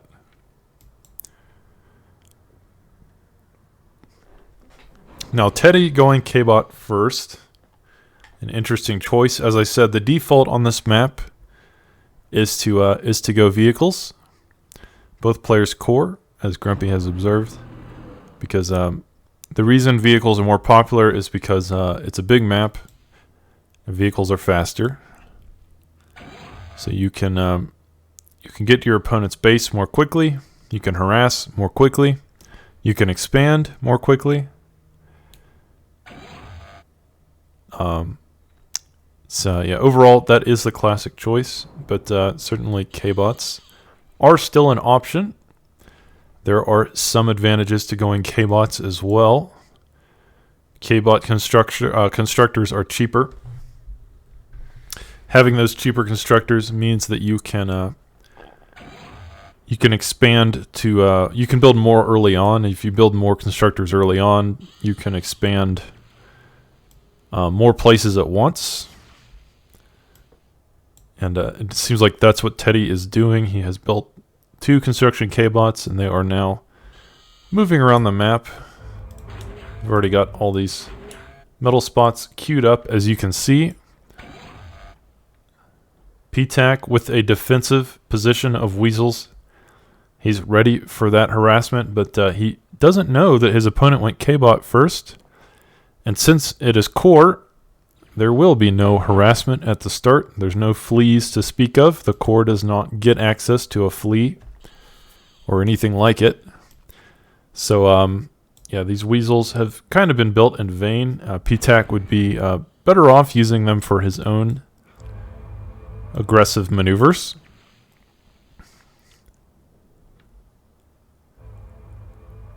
But yeah, both players don't know what start their opponents have gone. P-Tac does not know that Teddy has gone K-Bots, and Teddy does not know that P-Tac has gone vehicles. So both players kind of in the dark. No scouting done at the moment. And 3 cons, it's a little excessive. It's a little excessive. You don't really need 3.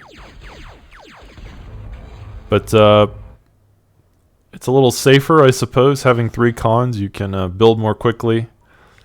They can erect light laser towers in no time. They can repair each other. So it is a safer strategy than just having 1 con go out on its own path, building metal extractors. So yeah, P-Tac opting to do more of a safe strategy here with all 3 of these assisting each other, putting up light laser towers and such. And because of that, it may give Teddy an advantage. Already Teddy making more metal per second, 25 to P-Tac's 20. And I think, as I said before, that is just because P-Tac is starting in a very defensive posture.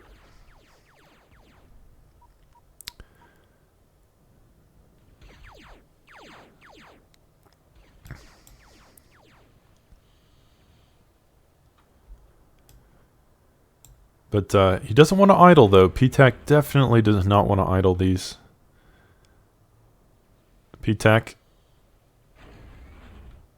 you definitely don't want to idle these constructors. If you're gonna use all 3, you want to keep them moving, keep them constructing. And that is bad. Exactly what is going on here. P-Tac really can't afford to idle these for any time at all. These need to be moving. These need to be on the prowl. Building metal extractors like there is no tomorrow, like it's going out of style. These things have been AFK for about a minute now. Finally he notices. But man, that was a long time. That was a lot of idle time for those construction vehicles. And that could definitely come back to bite him. We'll have to see. Teddy, I think, is being much more active on the map with his construction vehicles.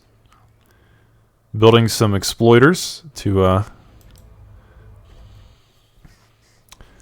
give him better defensive positions. The exploiter, of course, the armed metal extractors, so these are much harder to kill than the regular ones, and they also have lasers mounted on the top, which means they can defend themselves. But P-Tac now moving up the middle of the map. And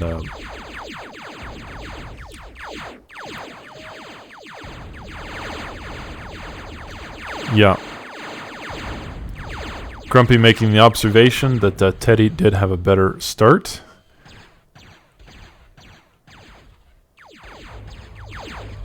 But yeah, that's a lot of instigators. He does take out a single exploiter and probably this K-Bot. Yeah, he does get the K-Bot.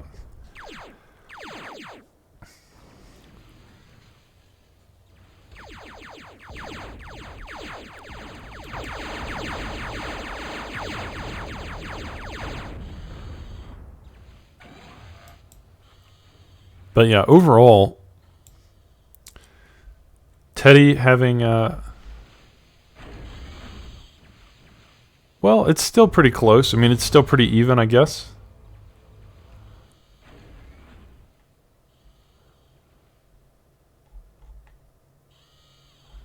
P-Tac has made these 3 construction vehicles work somehow. And He did get some successful harassment done in that push of instigators. So overall, it's still a pretty close game. As I said before, construction vehicles are quite a bit faster than K-bots.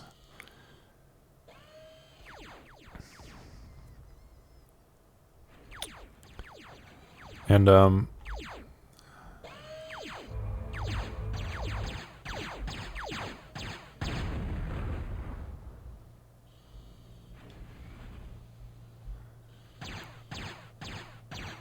yeah, PTAC actually looks like he's a bit ahead on metal.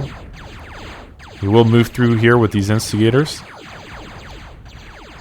These instigators will take out that light laser tower, but they will meet a wall of AKs. And Teddy now bringing in the blade wings. We've seen these used in previous games to devastating effect. I believe it was Cartouche who used them. These can stop T1 aggression very effectively if there's no air defense. And Teddy, in the meantime, moving down essentially the center of the map with these AKs. But that's a lot of instigators. The blade wings now flying in. Coming in to stop the aggression. Prevent his opponent from getting anything done. Preventing PTAC from defending his own base. Taking out these instigators. Stopping the exploiters. What does PTAC want to do? He is now building some slashers. Slashers, of course, can deal with these blade wings.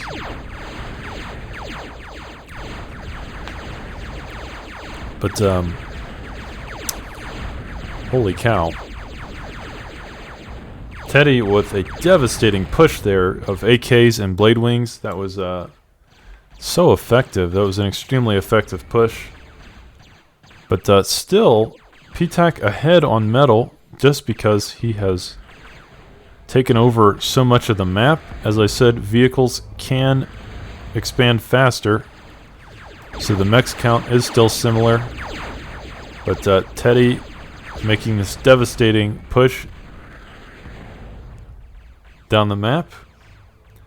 In terms of energy, both players are still pretty similar. Teddy a little ahead on energy, but nothing too devastating, nothing too out of the ordinary or insurmountable for this kind of situation. But yeah, very nice push by Teddy. And now also pushing down the west side as well. He definitely wants to stop PTAC's rapid expansion. Definitely wants to prevent PTAC from taking the map. He's already done a really great job of defeating most of what he had in the middle with this combination of blade wings and instigators.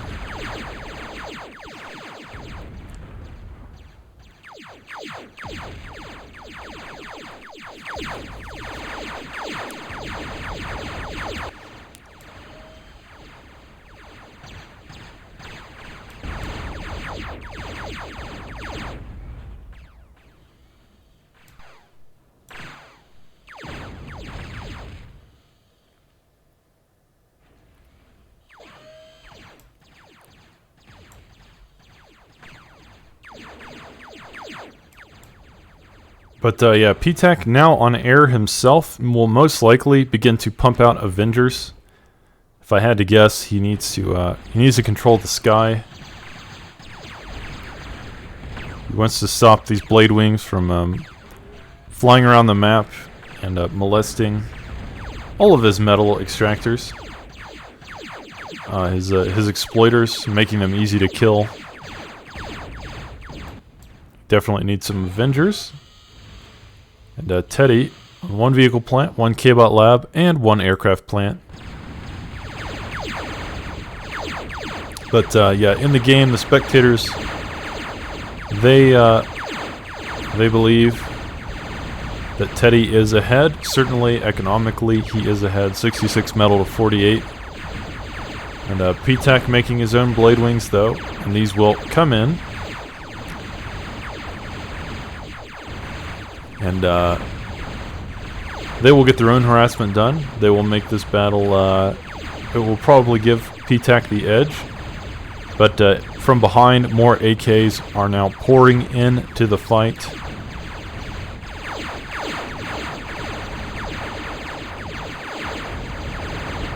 A single Avenger now joining, attempting to gain aerial dominance.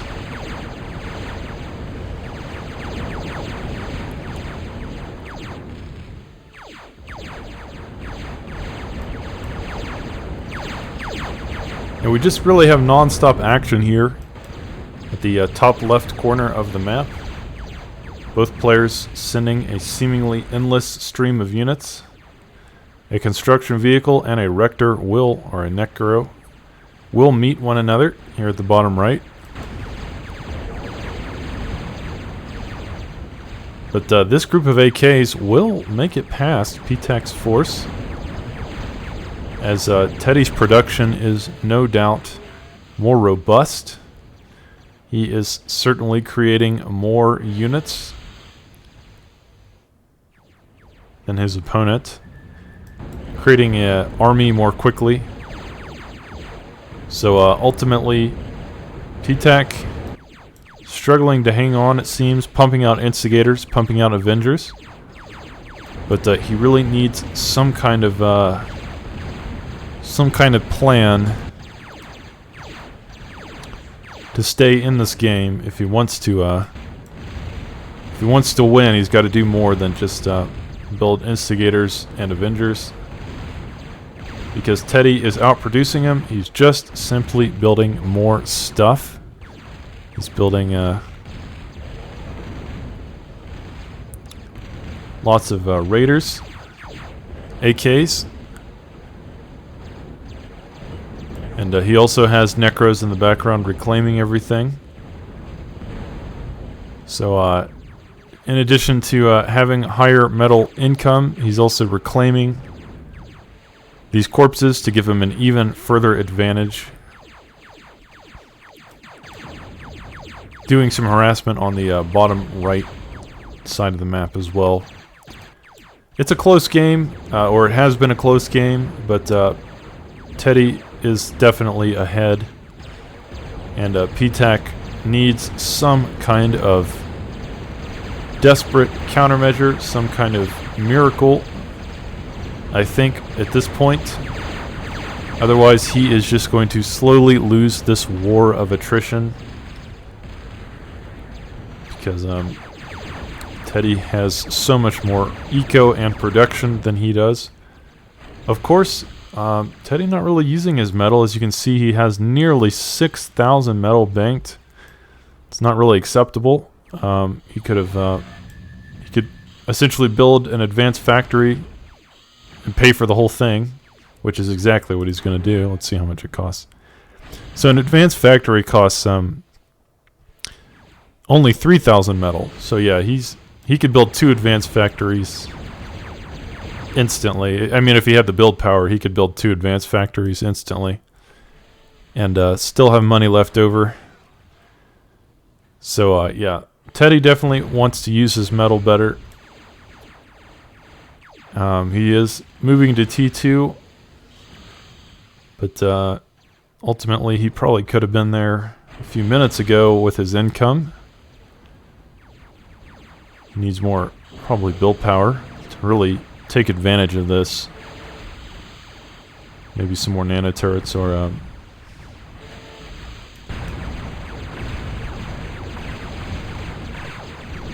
but P-Tac does have a lot of blade wings, and these are going to at least temporarily halt this aggression on the part of Teddy. But yeah, P-Tac also going to T2. And I'm really surprised. I mean, both players relatively lightly defended. I mean, Teddy has better defense on this eastern corner, but PTAC has almost no defense at all, except for these exploiters. This whole area of the map is just open. And Teddy, with just a small raiding party, could absolutely devastate PTAC's economy even further and pull even further ahead. But he's been focusing all of his energy and attention on the left side of the map. So, yeah, really interesting choice.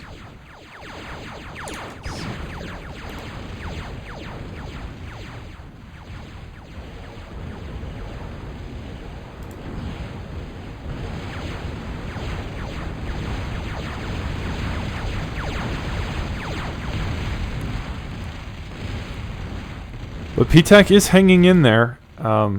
Again, it's partly due to the fact that his Teddy isn't really exploiting his weaknesses.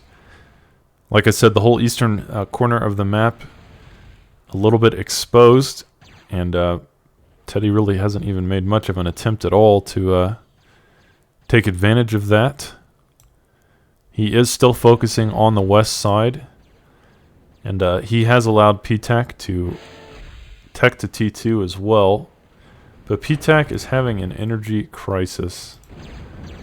Just if you can see it there at the top. He just he has too much metal and not enough energy. So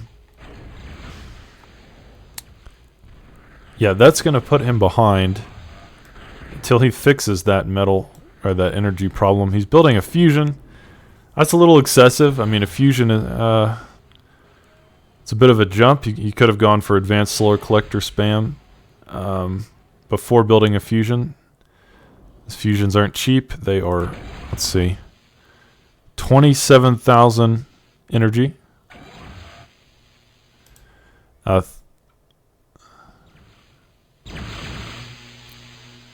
So it will take him a bit to finish this fusion. Of course, once he finishes the fusion, he won't have energy problems for a while at least.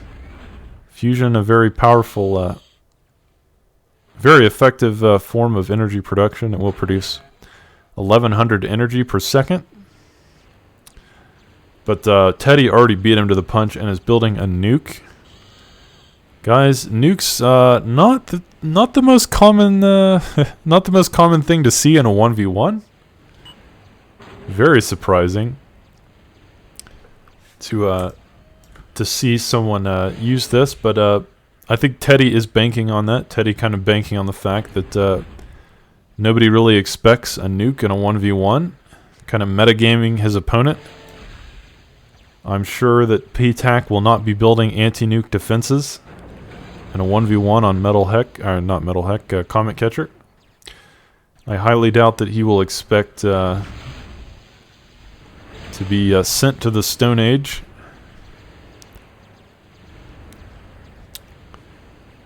But that's exactly what's going to happen once this nuke completes, or once the silo completes, and then it has to build the nuke. But in the meantime, PTAC with a pretty strong defensive line. He's got a few Dragon's Maws. He's got some Raiders. But very strange, very interesting strategy. You'd kind of expect that he would have used built more T2 units. He did build some Pyros. He got some raiding done here, so he did take advantage of that vulnerability that I was mentioning earlier, where PTAC, the eastern side of his base, was very pretty lightly defended. All they're mostly just exploiters.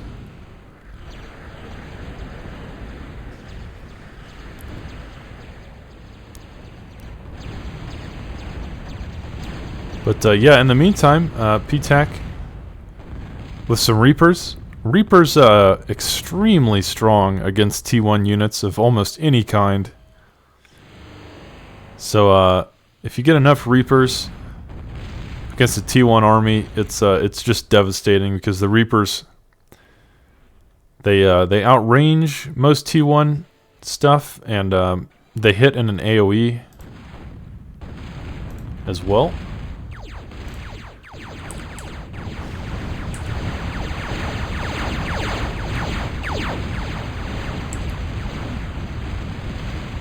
So PTAC definitely with a better army composition here, but he has no idea that his opponent has built a nuke, and that's where Teddy's investment has gone.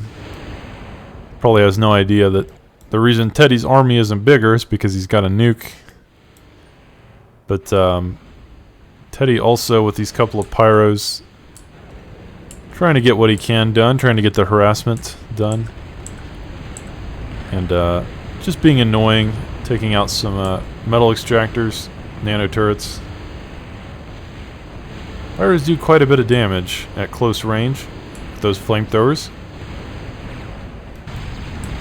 Here at the bottom, excuse me, at the eastern corner of the map, there is a fight between mostly raiders with some reapers thrown in. But this nuke is about halfway done. And once that completes, that will almost certainly win the game. PTAC does not have an anti-nuke. I'm sure he does not expect his opponent to be building nukes. I mean, I'm sure that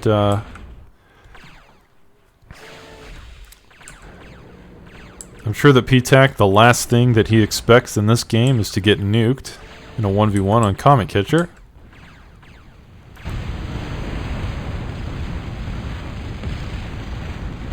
But he also hasn't really been scouting his opponent, so he doesn't know. He doesn't know he's about to get nuked. I mean, how could you know? It's just such an unorthodox strategy on this type of 1v1 scenario. Now nukes are very, common in team games. Big, 5v5s on Delta Siege Dry or what have you. But in a 1v1, almost unheard of. PTAC has no idea what's about to happen to him. He really has no idea what is coming. Here it is. Here's the nuke. Oh my goodness.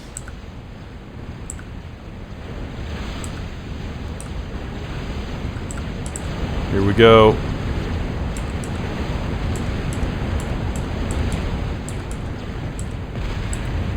And that will essentially win the game. I mean, it's over.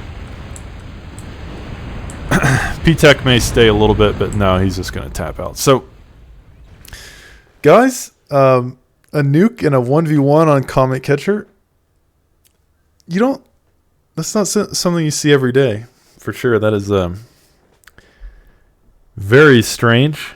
But Teddy realizing that PTAC probably not expecting that. Kind of metagaming his opponent, and ultimately, that was a pretty long game for a Comet Catcher, but ultimately, Teddy does pull out on top. So, Teddy winning the first game. It is a best of 5, so Teddy will need to win 3 games. So he'll need to win 2 more. Or PTAC, if he wants to win, will have to defeat his opponent 3 times. So, yeah, well done. Well done by Teddy. Great game, guys. So I'm excited to see game 2. Okay, guys. So I just heard, I was informed that this has become a best of 3 game between these two, so we can get to the finals more quickly. This tournament has already been going on for I think about 7 hours, perhaps 7 hours. Let me just go to full screen here. So this has been it's been a long tournament, guys. A lot of really epic games. We've seen quite a few of them, and really great performances by everybody. This has been the biggest BA tournament of all time, and So we're going to do a best of 3, which means Teddy just needs to win one more game to move on to the grand finals. And PTAC needs to win 2 games to move on. But in this game, both players going core and PTAC going air first. This is such a risky play. Yeah, this is such a risky move.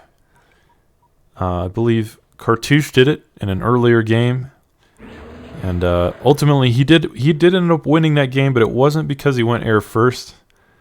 The air first actually didn't work out for him. It was kind of a bomb.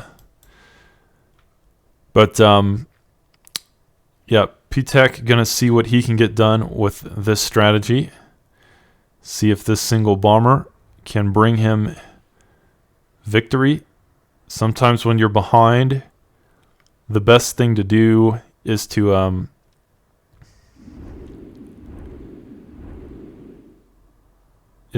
try something risky, right? I mean, if you can't beat your opponent in a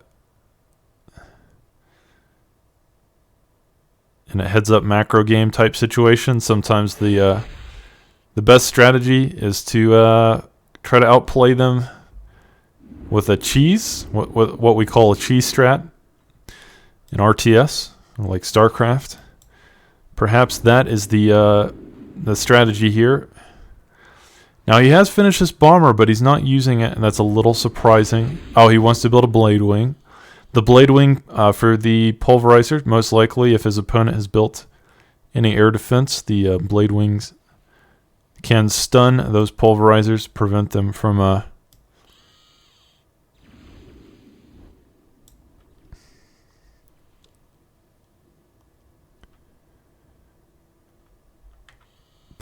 firing at the bomber. So this whole strategy really lives or dies on PTAC's ability to utilize this bomber effectively, guys. He needs to get a lot done, and Teddy's seeing this, reacting instantly building a pulverizer with his commander, and this bomber flying right over it. Oh, that is so devastating. Yeah, that was so unfortunate. That bomber flew right over this pulverizer, and PTAC so far behind now, it's unbelievable. He did transition into vehicles.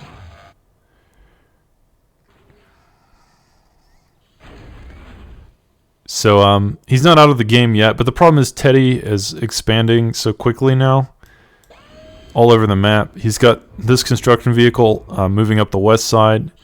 He's got these construction vehicles moving down the south side, and he's got his commander in the middle. So he's got 3 lines of construction happening all simultaneously.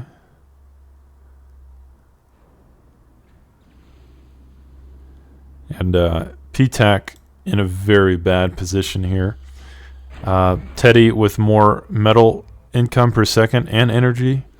So Teddy at about double the metal income, and making about 30 more energy per second as well.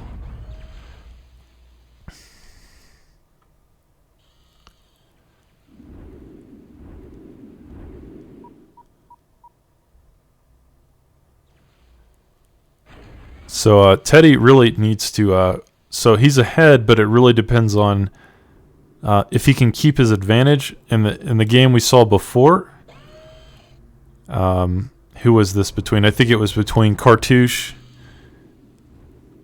Let's see, who was it?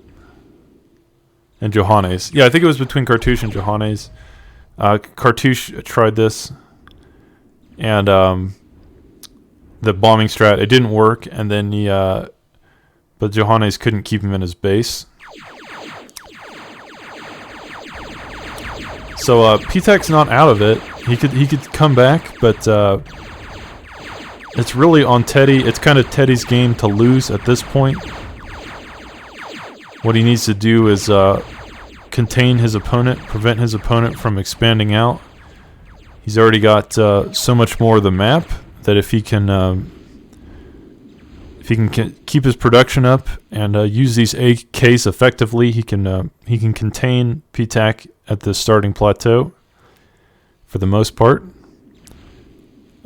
He's already vying for control of the center of the map. Very effective there.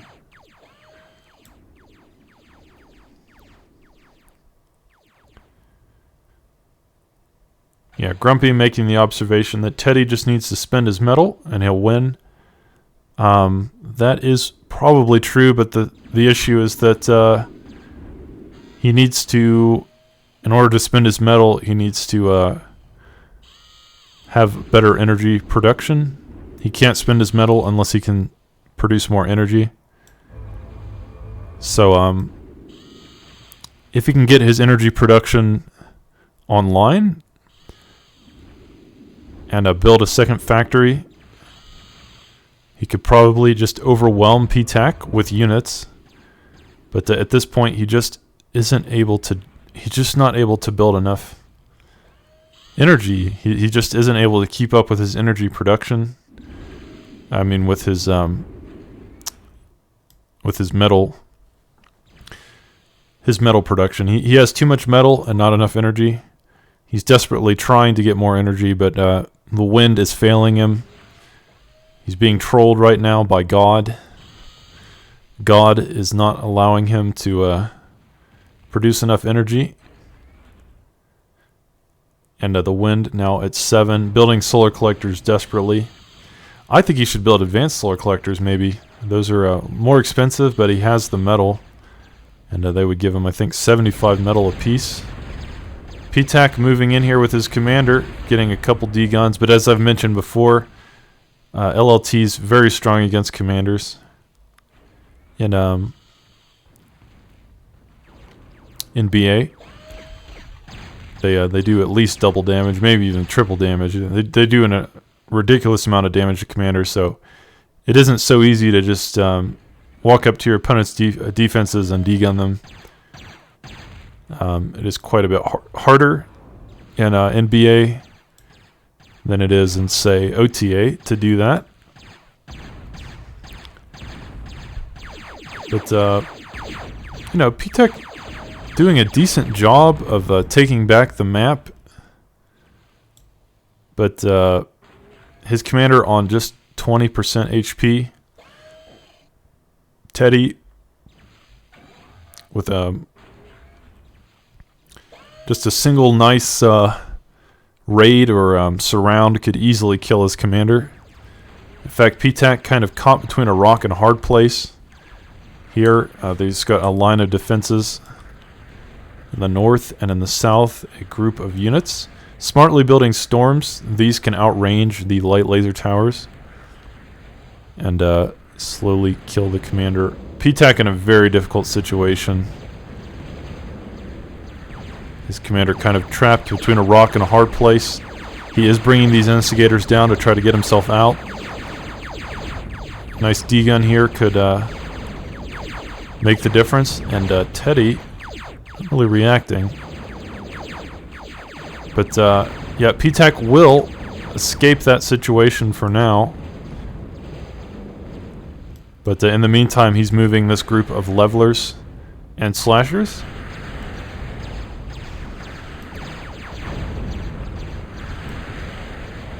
Up the northeastern side. And now PTAC desperately running for his life, using the cloak feature to try to dodge these Rocco shots. Staying still, these Roccos will struggle to hit him, but they will occasionally hit those shots. And gets a good D-gun off on one of them. He's only at 16% health. These missiles barely missing him. We're witnessing a Michael Bay action movie at this point. Single instigator coming through desperately. But guys, just looking at the map here, Teddy has so much. And even though PTAC survives that engagement, it just feels like Teddy is slowly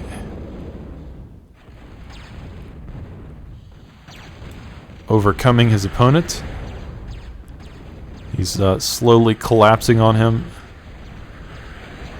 PTAC not even able to use his metal. Doesn't have enough production. And yeah, Teddy calling GG. They're both calling GG. PTAC going to tap out. So yeah, going air first on this map is very risky, and it just didn't work out for him. Definitely not a strategy that you want to do every game, and it's got to really pay off to be worth it. It's a very risky strategy, but PTAC opting to try to take the risky play to say pull out ahead, but ultimately he will lose both games. So that does mean, since it is a best of 3, that Teddy will move on, I believe, and we will go to the grand finals between Cartouche and Teddy. So it's a rematch. This is if you're just tuning in, this is the first game of the grand finals between Teddy and Cartouche. And Teddy needs to win 2 best of 5 series against Cartouche to win it all. But Cartouche, who has not lost a series this tournament, only needs to win 1 best of 5.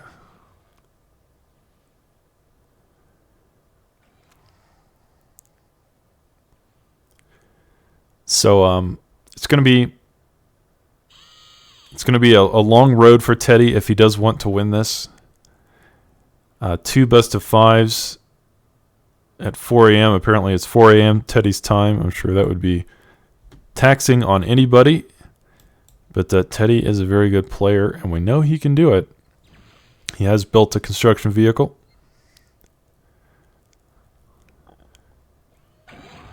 And now building those weasels as well.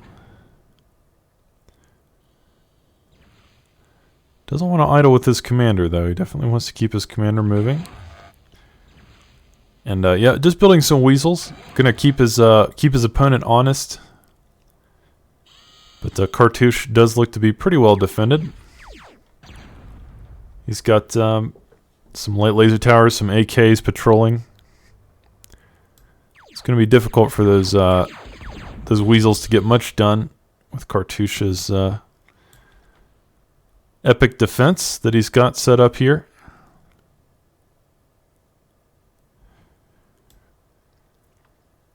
So overall, guys, very close game at the start. I mean, both players having pretty even position in this game. Cartouche does have more metal now, but Teddy went vehicles, so these construction vehicles will be able to expand more quickly because they move faster. They just have a faster they can traverse this map more quickly. So Teddy will quickly catch up, I think, in no time. He's building a 5th construction vehicle. Very kind of a greedy option by Teddy. 5 construction vehicles without a single instigator anywhere. Certainly Cartouche could punish him for that, but with just 2 AKs, it's not a huge investment into aggression or raiding. But yeah, these 5 construction vehicles will spread out over the map like tentacles. Take over anything and everything that they can get their greedy little hands on.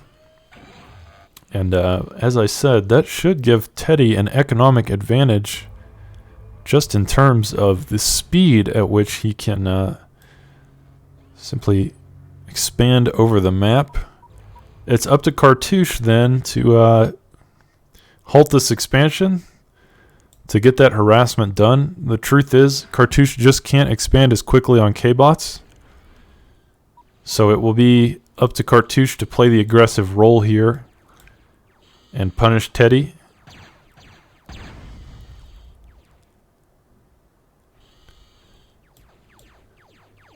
Already Teddy pulling ahead on metal.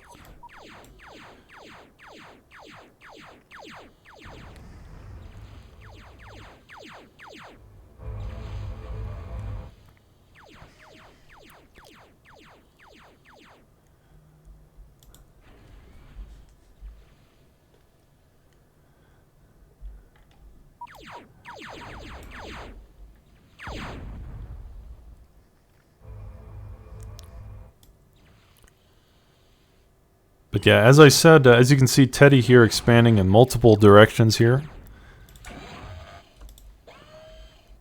With these construction vehicles moving out.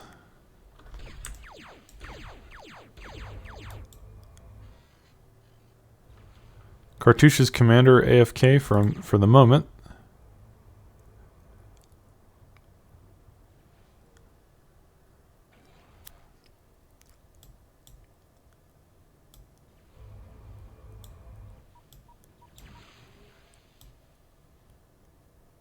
But as I was saying before, if I had to guess why the players are choosing core on this map over and over, is that it's the exploiters, the Moho exploiters.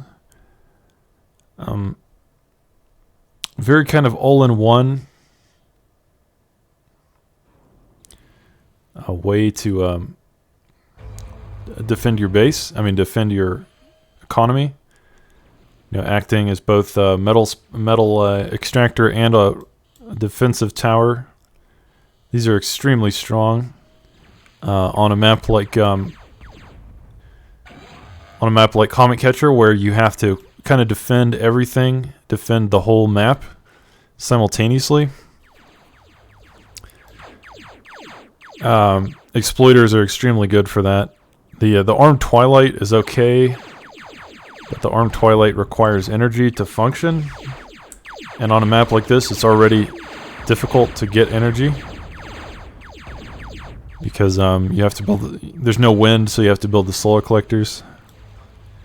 So on a map where energy is already difficult to come by, you don't want to build metal extractors that require even more energy to function correctly.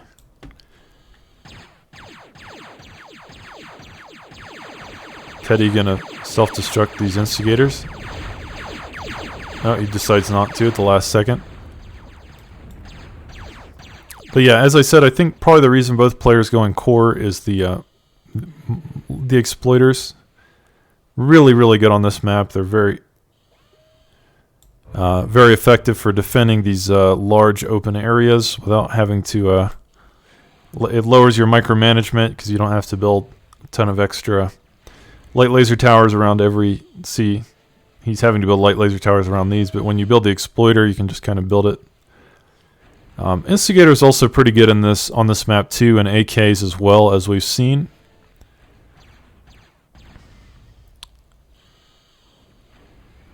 But yeah, at the moment, as predicted, Teddy about 20 metal ahead of his opponents, and he will move forward with this line of AKs, but they won't even kill the exploiter. However, blade wings do come into the fray, and they will begin to paralyze anything and everything within their range.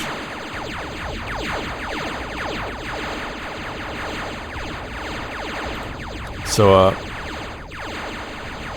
yeah, Teddy really kind of caught with his pants down, quickly getting an aircraft plant up, struggling to get that aircraft plant. We've seen that these blade wings, seems like every game they're used, they give the player that uses them an advantage immediately, and then the opponent struggles to react. It becomes very difficult to deal with those blade wings, because then you'd have to start producing anti-air. You basically have two options. You can either start building the anti-air tanks, so like slashers or Samsons. But then that makes your ground force weaker. Or you can go into aircraft and build your own blade wings. That's what Teddy has done. Or you can build Avengers, freedom fighters.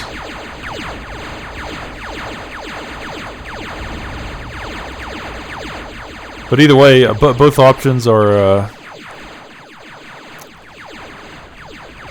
they have their own disadvantages.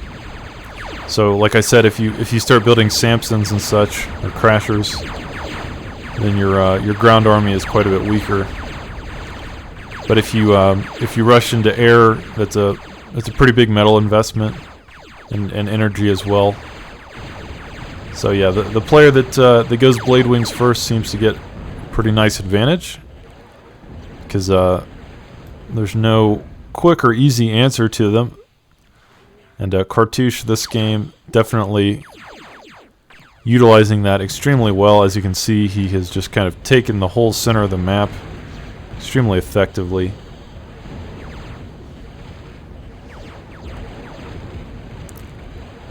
We now have a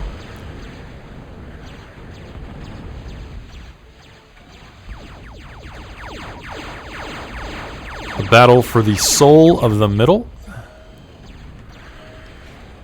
As you can see, both players struggling on this front, AKs versus instigators. And in the air, a lot of Avengers fighting for that aerial dominance. But Cartouche at this point, with that early Blade Wing attack in combination with his AKs, he got pretty far ahead. It seems like he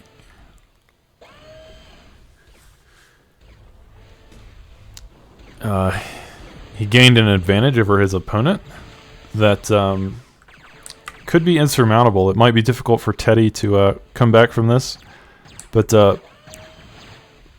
don't know. Eco-wise, in terms of their metal production, it's pretty even. So it's not an economic question at this point. It's Cartouche has better map control. That's really the problem here. And Teddy's not using his resources. So if you look at Teddy's metal, is almost maxed out, and Cartouche is using his metal. Cartouche on let's see, 3 factories if you include the aircraft plant. And now moving up the west side, northwest side. These Blade Wings being an absolute nuisance, but Cartouche bringing in the Avengers to kill those as well. But there are some pulverizers on the ground to stop that Avenger harassment, the aerial superiority.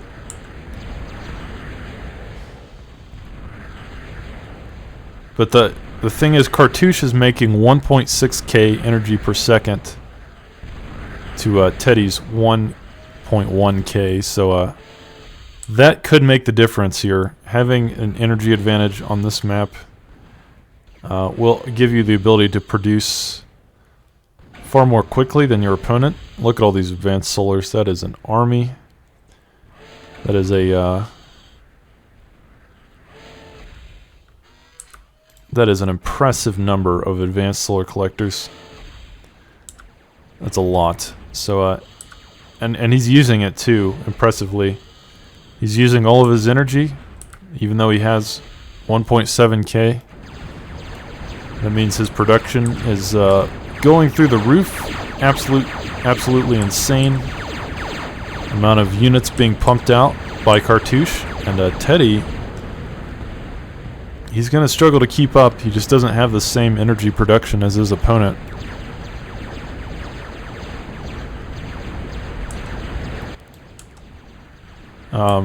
As I say that, Teddy has made it to T2 and is working on a fusion. So when Teddy finishes this fusion, it will put him ahead on the energy.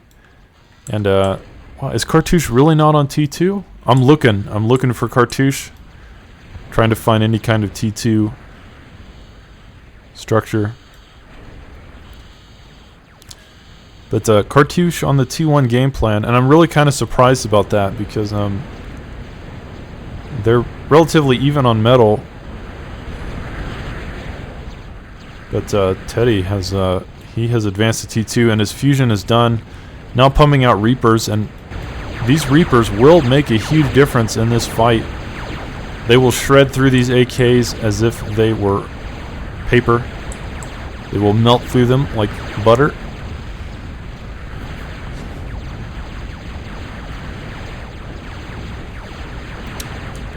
Mr. Obvious in the chat, Captain Mr. Obvious asked if this is a best of 5. So yeah, this is a best of 5 series. This is the first game of the best of 5. And Cartouche at the moment ahead in map control.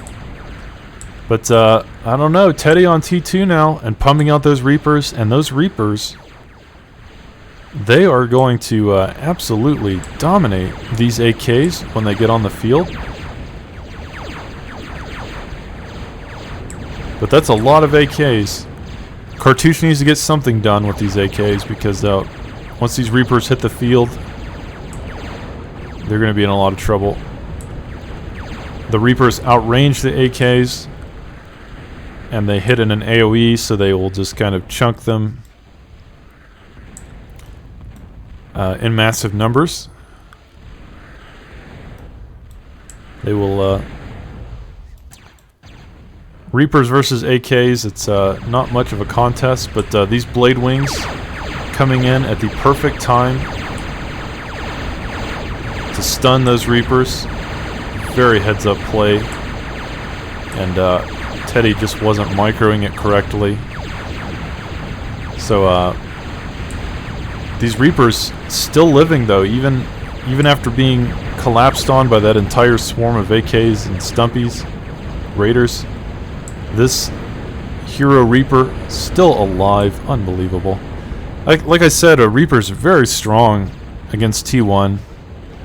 And Goopy in the chat asking, why is Cart going T1 still? That is the question. Allowing Teddy to get to T2 before him was very surprising because Cartouche just seemed ahead this whole game. It seemed like he wanted to win on T1. But it just didn't work out that way. He just couldn't. He couldn't make that final push. He couldn't break that defensive line of Teddy's to get into his base. He's trying now. Group of Stumpies. As I said before, I keep saying Stumpies. The Stumpies is the ARM medium assault tank, but group of Raiders. And as I've said before, Raiders are very good against static defenses, T1 static defenses. So these could get something done. But is it too little too late? That's my question. The truth is, Teddy has a lot of Reapers. And he's now building Moho mines, Moho extractors. So this is going to put him further and further ahead economically.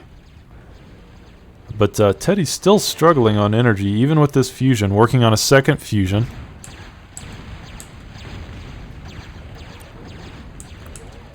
But it's still a close game, but Teddy with T2, I mean, these Reapers will just eat light laser towers alive. It's not even close.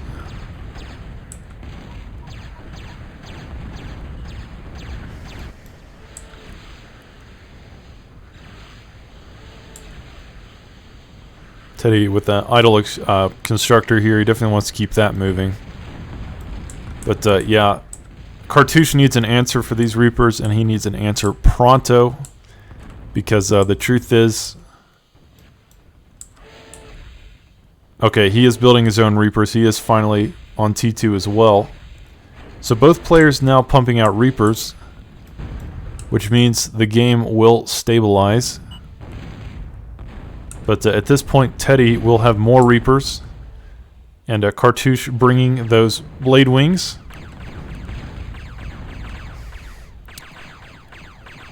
To stop this aggression, but Teddy with Avengers flying down the map desperately, trying to get range of those blade wings. But Cartouche with Avengers of his own. And ultimately, those blade wings will paralyze those Reapers and they will be cleaned up. However, in the center, Teddy with a potential death push, moving down the map, moving down the middle, with an army of Reapers and AKs and some slashers in the back. Can Cartouche stop this? He is now producing Reapers of his own, and he does still have a lot of blade wings. But there's a lot of Reapers. Here comes the blade wings. They will paralyze Slasher. But he has some decent air defense. He's got Samsons here. He's got some more Avengers coming in.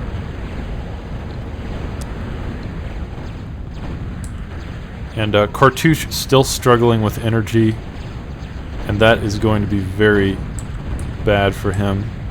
A battle here between Reapers. And Cartouche does seem like he will pull out ahead of this one. In the meantime, Cartouche moving up the eastern corner of the map with a group of Raiders. But there is a Viper here. And Viper, a very strong T2 defense. But is it enough? There's a lot of Raiders. The Raiders will probably kill it. They do get it. But they're not going to get much else. The Reapers are here. And let's see what Cartouche is doing back in his base. Now this is one big difference between the two players. Cartouche still on advanced solar collectors, and while those are certainly good, his opponent is on 2 fusions. Teddy building anti-nuke this game. He will not be he will not fall victim to the same strategy that was that he used against PTAC. So, yeah, again, anti-nuke and a 1v1 on Comet Catcher. Not something you see every day, guys.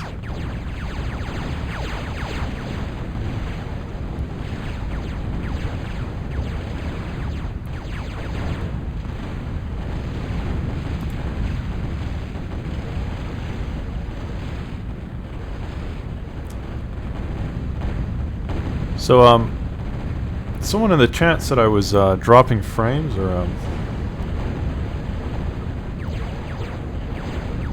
that they're getting lag. Are you guys getting lag in the chat? According to Twitch, I'm not lagging. But let me know, guys. Let me know if it's lagging. Let me know if the stream's lagging, or if you're getting frame drops, or any kind of on my screen, it looks like it's pretty good.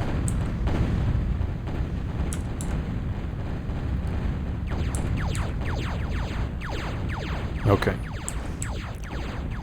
Yeah, I don't know what's going on, but yeah, right. For me, it looks like we're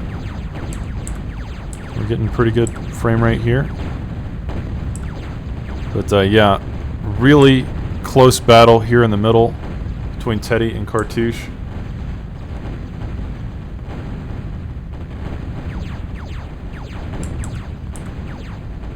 But guys, I think Teddy might pull ahead. The thing is, Teddy on these now 3 fusions, and he's using all this energy too. He's using all 3 of these fusions. Now working on a 4th fusion. Cartouche now just building his 1st fusion. And is it too little, too late? That's my question. I just don't know if Cartouche can keep up with the energy production of his opponent. Teddy now bringing down a massive air force, huge armada of Avengers, and a death push, it seems, of Reapers. Now there are some Vipers in the base, but is it enough? It may be enough, but the problem is there's even more Reapers coming down, and it does look to be good game. Teddy now on 245 metal per second to Cartouche's 100. So, wow, very close game there, guys. I don't know what to say about it. I mean, Cartouche was definitely ahead, but he stayed on T1 too long, and then Teddy teched to T2. And ultimately, Teddy, with his T2 advantage, just came back into the game, building those fusions, gave him a massive energy lead and a metal lead with the Moho mines. So very close, but Teddy ultimately coming out on top. So this is a best of 5, so that is game 1 for Teddy. And we will be moving on to game 2. We are in game 2 of the grand finals. This is a best of 5. Let me go ahead and turn off the screen shaking so I don't...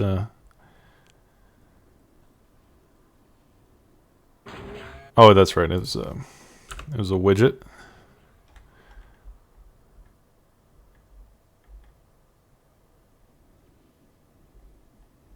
Because yeah, I don't want to make my my viewers seasick. I can't remember what. Oh yeah, it was camera shake. There we go. So that does turn off the screen shaking. This game, it is again both players going core. Teddy here in the bottom left. K-Bot first, same strategy. And in the top right, Cartouche also going K-Bot first. So both players choosing to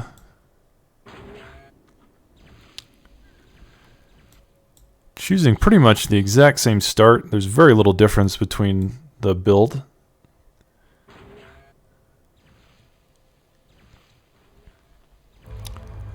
Now on this map, it makes sense why you would go K-Bot first, because there's a lot of hilly terrain. K-Bots generally can traverse that's kind of rocky terrain more effectively than can vehicles. And BA vehicles move very, very slowly up hills. Well, K-Bots can traverse them no problem. But also, there's very little reason in some ways to go vehicle, because there's not a lot of avenues for harassment. There's a lot of natural kind of terrain obstacles that would make like Jeffy harassment difficult. There's a lot of choke points to build defenses on.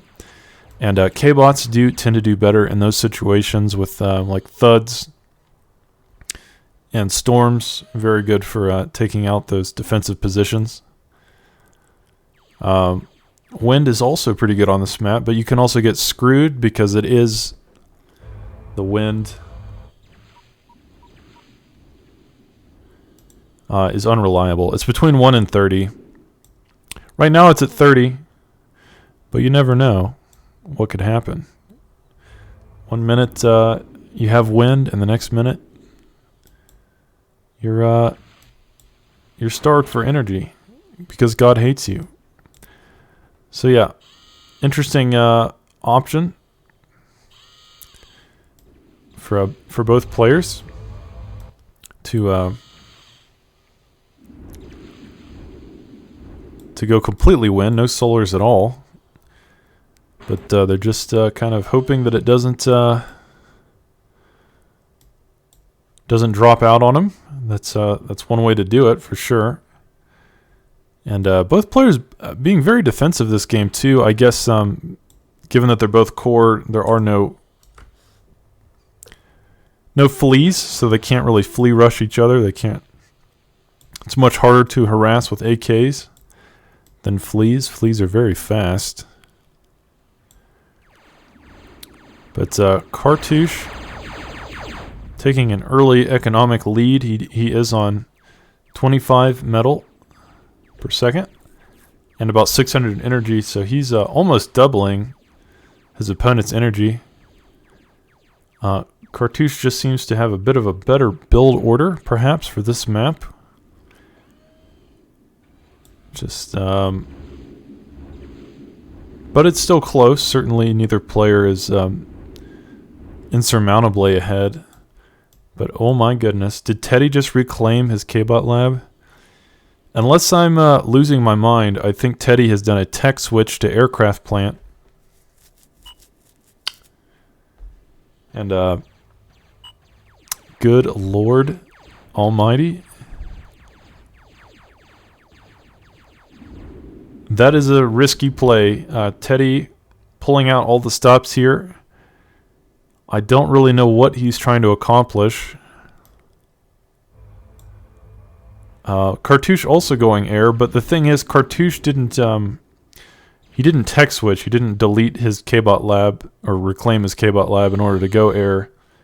So this is nowhere near as risky of a play. Nowhere near as all or nothing. This is an all-in by Teddy. I mean, he has to essentially get something done with this bomber. Or bombers. He'll probably build multiple bombers. But yeah, he definitely has to get something done with these bombers, or he's just going to lose, because Cartouche is also on air, but he's also on K-Bots. Blade Wings have really been kind of a defining unit in this tournament. Blade Wings have been extremely effective. So it's not unusual to see Cartouche going air, but Cartouche has a different idea of what he's going to use his air for. For Cartouche,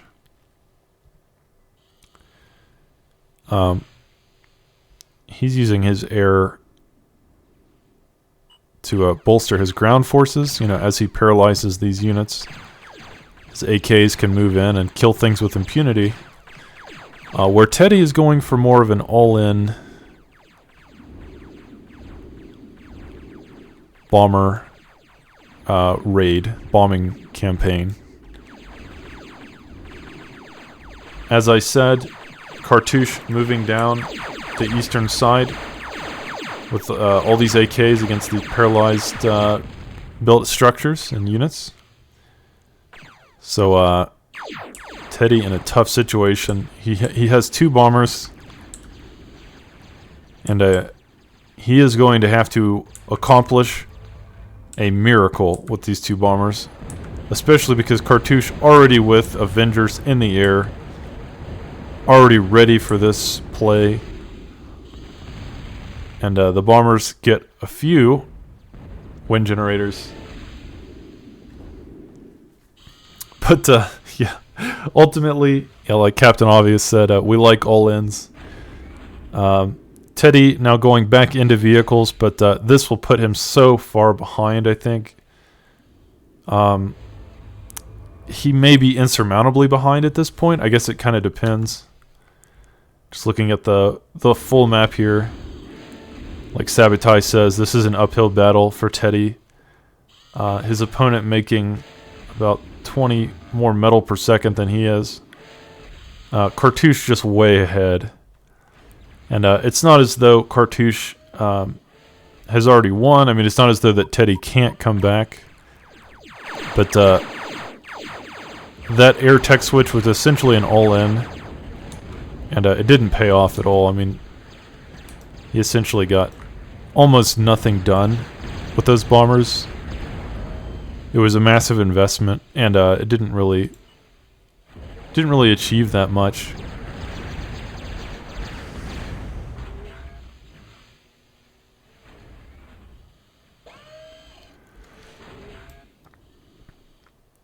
So Teddy, I don't know what he does from here. Building levelers, that's a good option. Levelers are really good against AKs. Levelers very good against any kind of swarming unit. But is it going to be enough? Really, it's kind of on Cartouche to push his advantage. You know, it's Cartouche's game to lose at this point. He really needs to use his economic lead to win the game.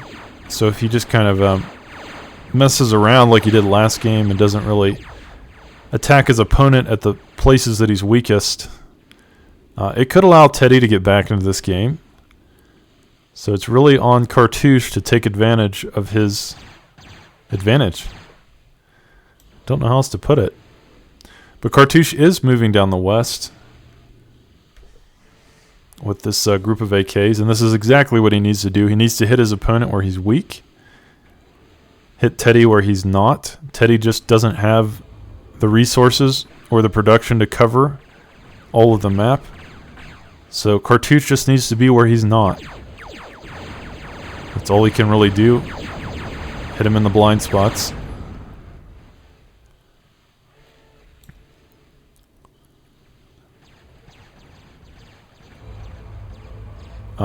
And also, I don't think massing AKs, perhaps, is what he wants.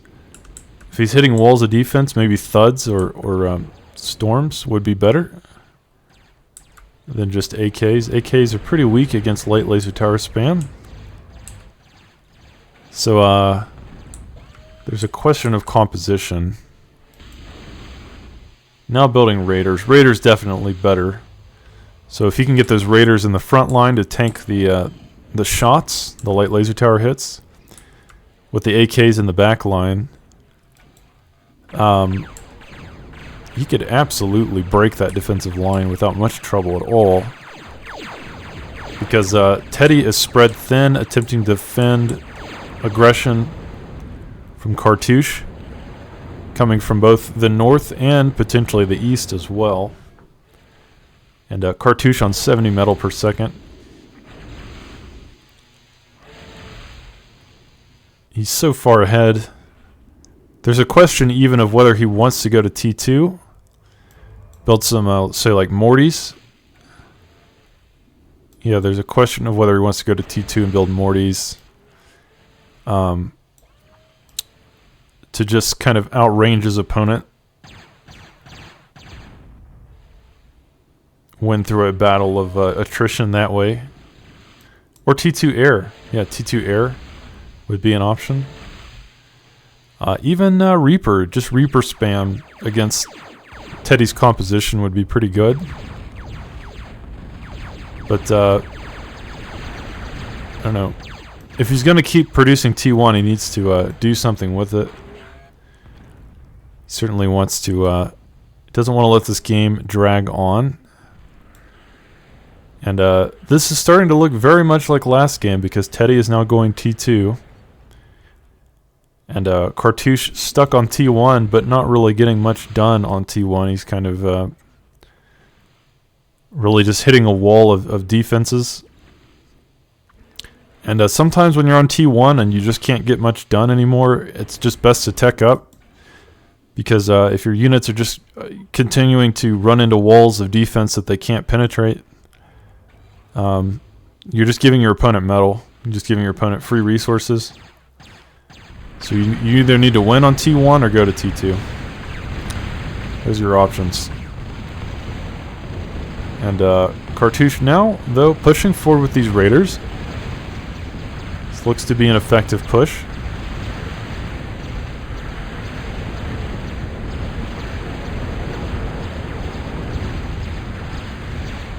A lot of blade wings. And they're paralyzing everything. There's just not enough air defense.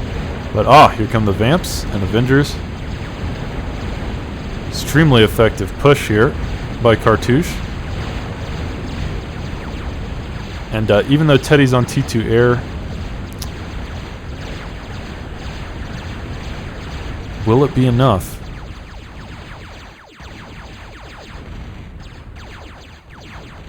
Guys, this is a close game. Cartouche's push just did not accomplish what he needed it to. But here comes the second wave. A large group of AKs.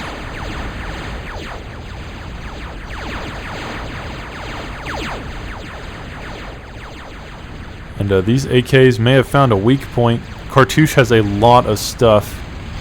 Teddy desperately trying to hang on. Ooh, here comes the Hurricane. Oh, that bombing run just kind of flubbed completely. Didn't achieve what he wanted. And these AKs walking up the plateau here. Can they move down the south side, though? Players in the chat calling it GG.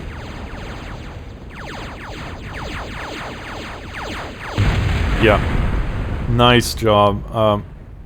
Cartouche pretty dominant from the beginning.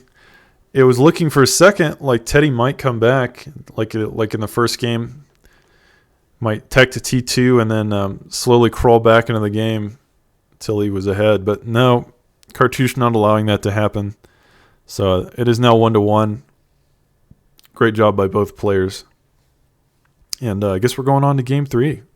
Okay, guys, this is game 3, and we are on Comet Catcher again. It does feel like Cartouche always has an advantage on this map. If I had to guess, it just feels like Cartouche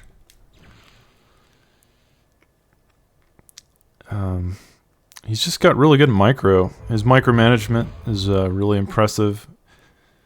His ability to be omnipotent, or is it omnipresent? Just seems like he can kind of be everywhere at once. Certainly on a map like Comet Catcher, that is a nice skill to have. The more micromanagement that you can achieve, the more fronts that you can control at once, the more directions that you can pull your attention into, the better.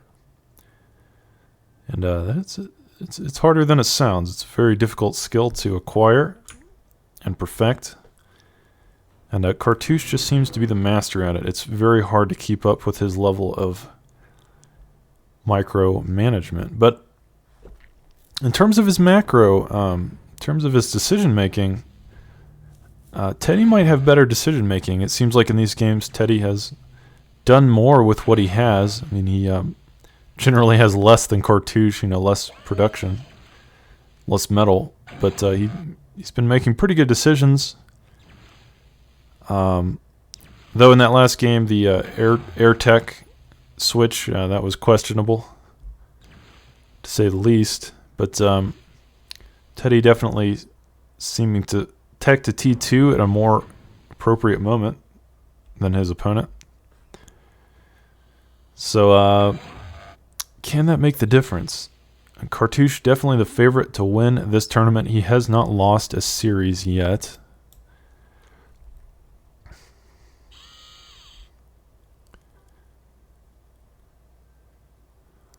But the truth is, Teddy could definitely do it.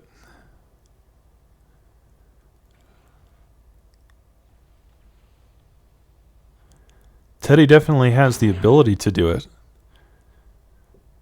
Teddy starting K-Bot first. Both players going core. Like I said, I think the reason core is popular on this map, I mean, the Blade Wings, we've seen Blade Wings are so powerful. So they've been so dominant this tournament. So Blade Wings are one reason. But also, the Moho Exploiters are really good on this map because there's very few choke points. And Moho Exploiters are extremely effective.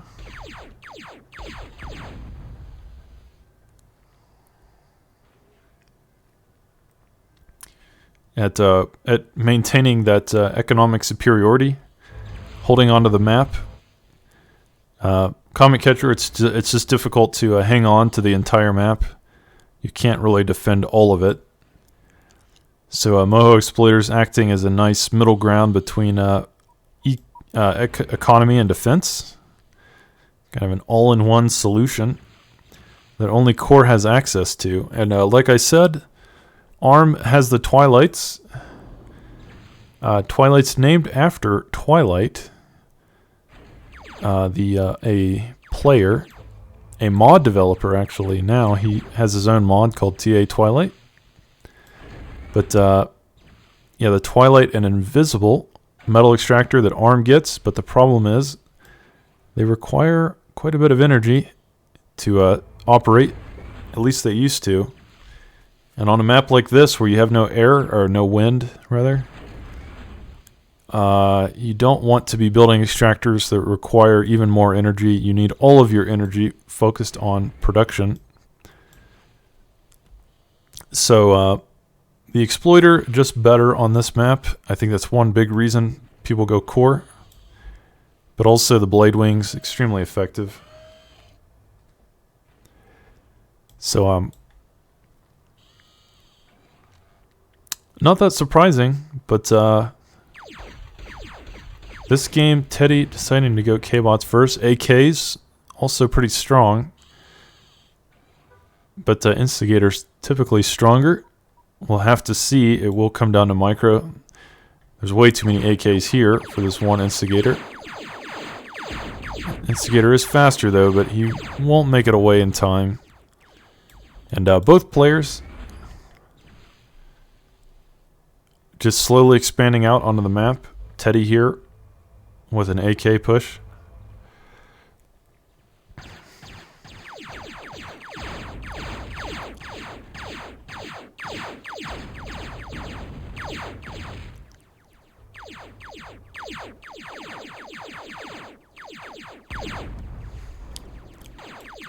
And Cartouche with his own push, Instigators.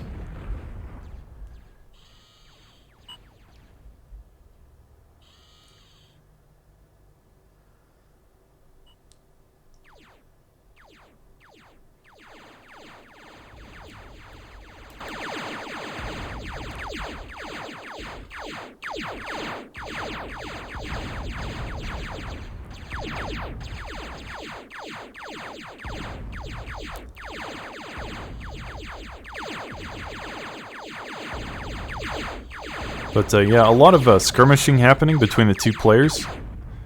Overall, though, their metal incomes are almost exactly the same. Teddy, however, has better energy production. You can see he has quite a few solars. His opponent has less solars. So Cartouche on about 7, almost 8 solars. But Teddy on, let's see, 4, 8, 12, 14, and building more. So, yeah, Teddy doing better on the energy production department. But Cartouche controlling the map better. As you can see, he's got more stuff. More units on his opponent's side of the map. It is difficult, guys, on metal, on maps like this with a ton of metal to keep up with your metal production. With your income, you have to produce a lot of energy. A lot. To really take advantage of all this metal, so you need to be producing solars pretty much non-stop. Perhaps even advanced solars. If you really want to if you really want your energy to skyrocket, you need advanced solars. But Cartouche building just regular solars for now. Kind of surprises me because he's not really struggling with metal. And advanced solars, they cost more metal. But Cartouche can't even use his metal, so I feel like advanced solars would be potentially better in this situation. But yeah, Cartouche really, 1,500 metal, he could build a second factory with that. Or an air factory even. Aircraft plant. Yeah, definitely don't want to be... yeah, he is building an aircraft plant. I was going to say you definitely don't want to be floating metal in this kind of situation. You want to use all your metal if you can. And even after the aircraft plant, he's still got some. He's probably going to go into blade wings if I had to guess. Cartouche has been using blade wings pretty much every game in this series. But Teddy already on blade wings, so both players getting to air at about the same moment.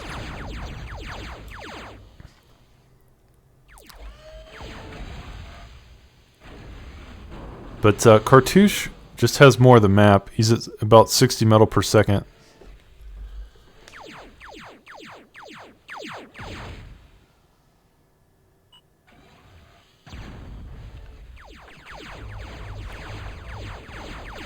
And these blade wings coming into play.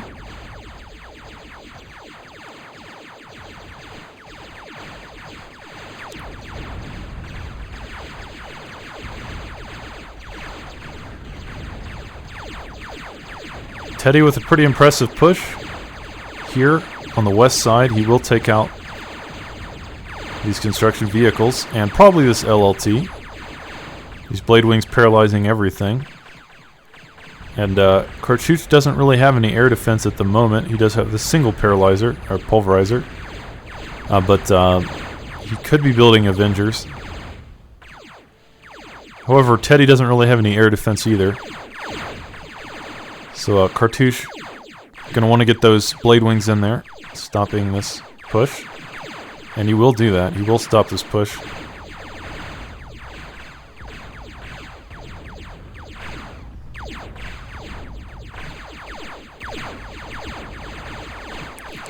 And that was a pretty effective push by Teddy. He took out about 15 to 20 metal per second.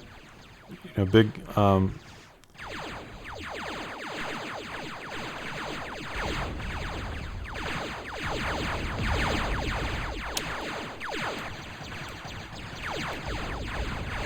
a really nice push there. But now Cartouche having the advantage. I mean, he just has so many instigators. And Teddy, I don't see his army at all. I mean, it kind of feels like Teddy has no army. He has a few AKs. Building some levelers. And those are really strong against instigators. So maybe Cartouche just doesn't know how few units he really has. He probably could have brought those instigators in and maybe even killed his commander, but doesn't really know that Teddy is struggling to produce units at the same speed. But yeah, there's kind of action happening all over the map here, guys.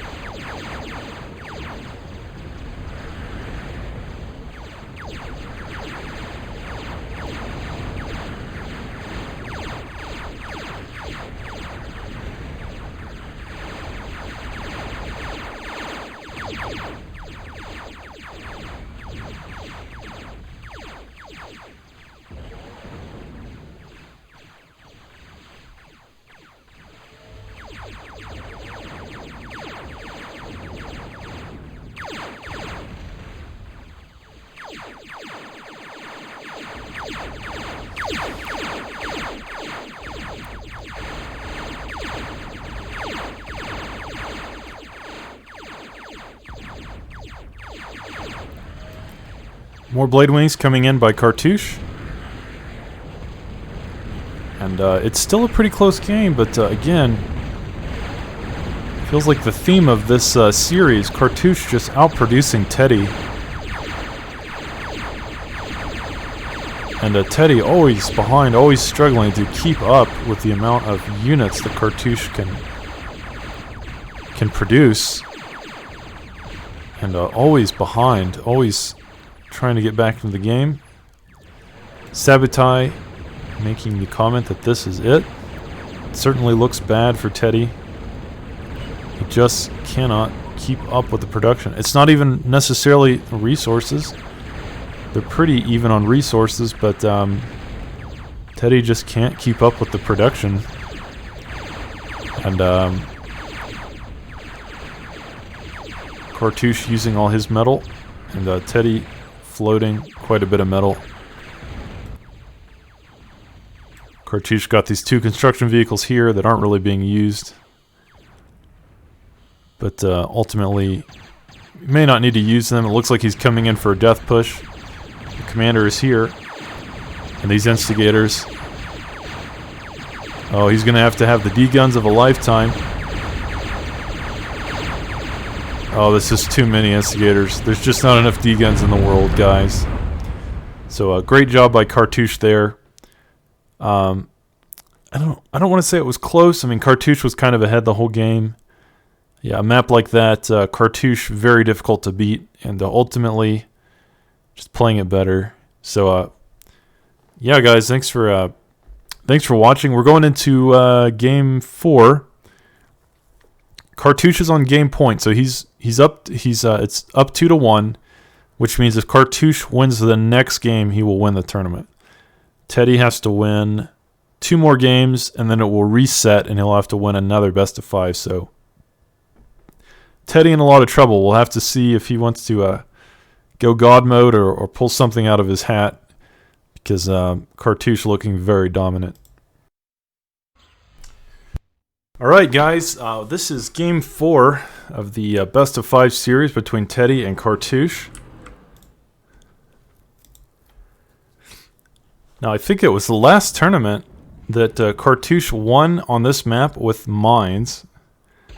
He beat his opponent by building 3 mines, and his opponent's commander walked into the mines and died instantly.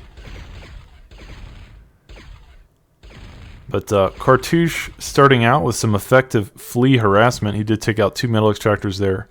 Very annoying. Like I said, guys, 2 metal extractors doesn't seem like much, but at the start, it's just such a devastating blow to your economy because having to rebuild them takes time. He'll have to bring his commander down here, or maybe this construction vehicle. And yeah, as you can see, he can't even rebuild these. His commander's going north, and he's going to have to build another construction vehicle to do this, to reclaim and rebuild. So ultimately, those 2 metal extractors will be dead for essentially several minutes before they can be rebuilt. It doesn't seem like much, but it's a huge economic blow if your opponent can get that kind of early game harassment. Very annoying. And Cartouche building a veritable army of fleas. It's a lot of fleas.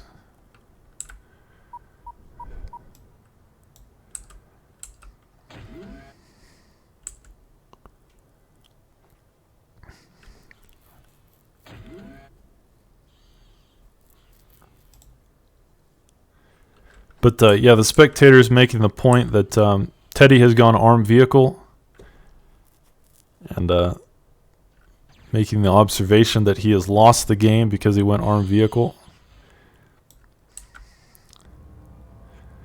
But certainly he's behind. Those 2 early metal spots being killed by the fleas was a huge blow to him.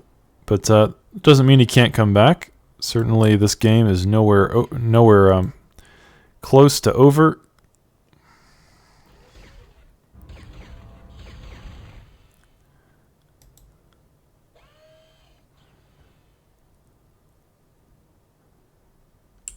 Cartouche struggling on energy.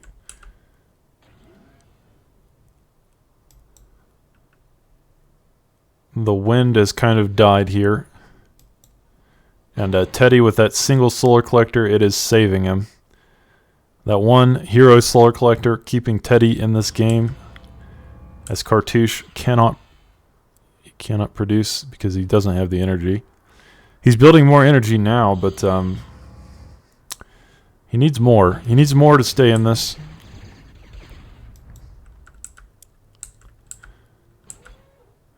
Teddy now moving through the middle with Jeffies and Flashes, with Cartouche on Peewees and Fleas.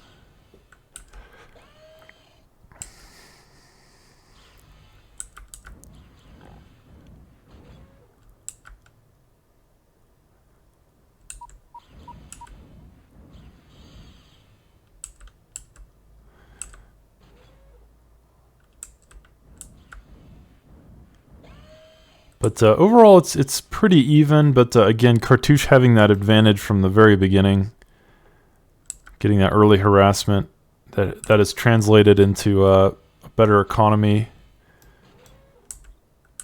And but Teddy isn't out. Game is still really even.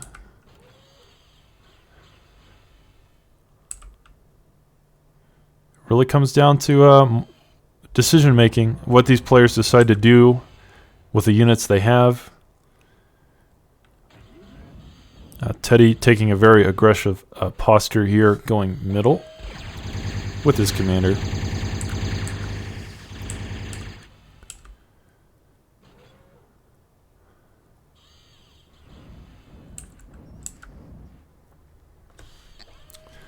And that's a lot of peewees, but Teddy has a lot of flashes too. And he needs to be careful with his commander, though. His commander a little bit vulnerable. But he has a lot of units in the area.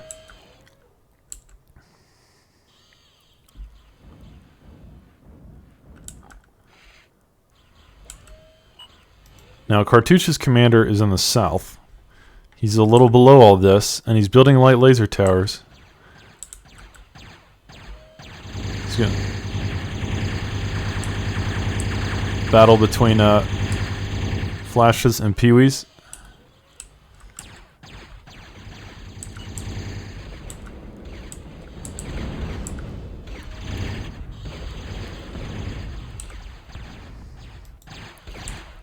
Okay, Teddy has found Cartouche's commander. Oh my god, it's close. It's close. Nice D-guns. He got him down to about 20%, but Teddy may have just lost the game there. Yeah, Teddy, that was an all-in. He used all of his flashes. Try to get Cartouche, but he just couldn't quite do it. Just needed a little bit more.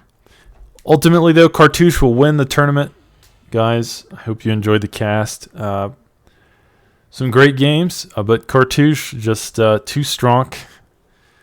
Still the best player, and someone will have to dethrone him. Someone's going to have to rise to the top, hopefully in the next tournament. But guys, I hope you enjoyed it. I will be uploading this to my YouTube as well. And yeah, thanks for watching.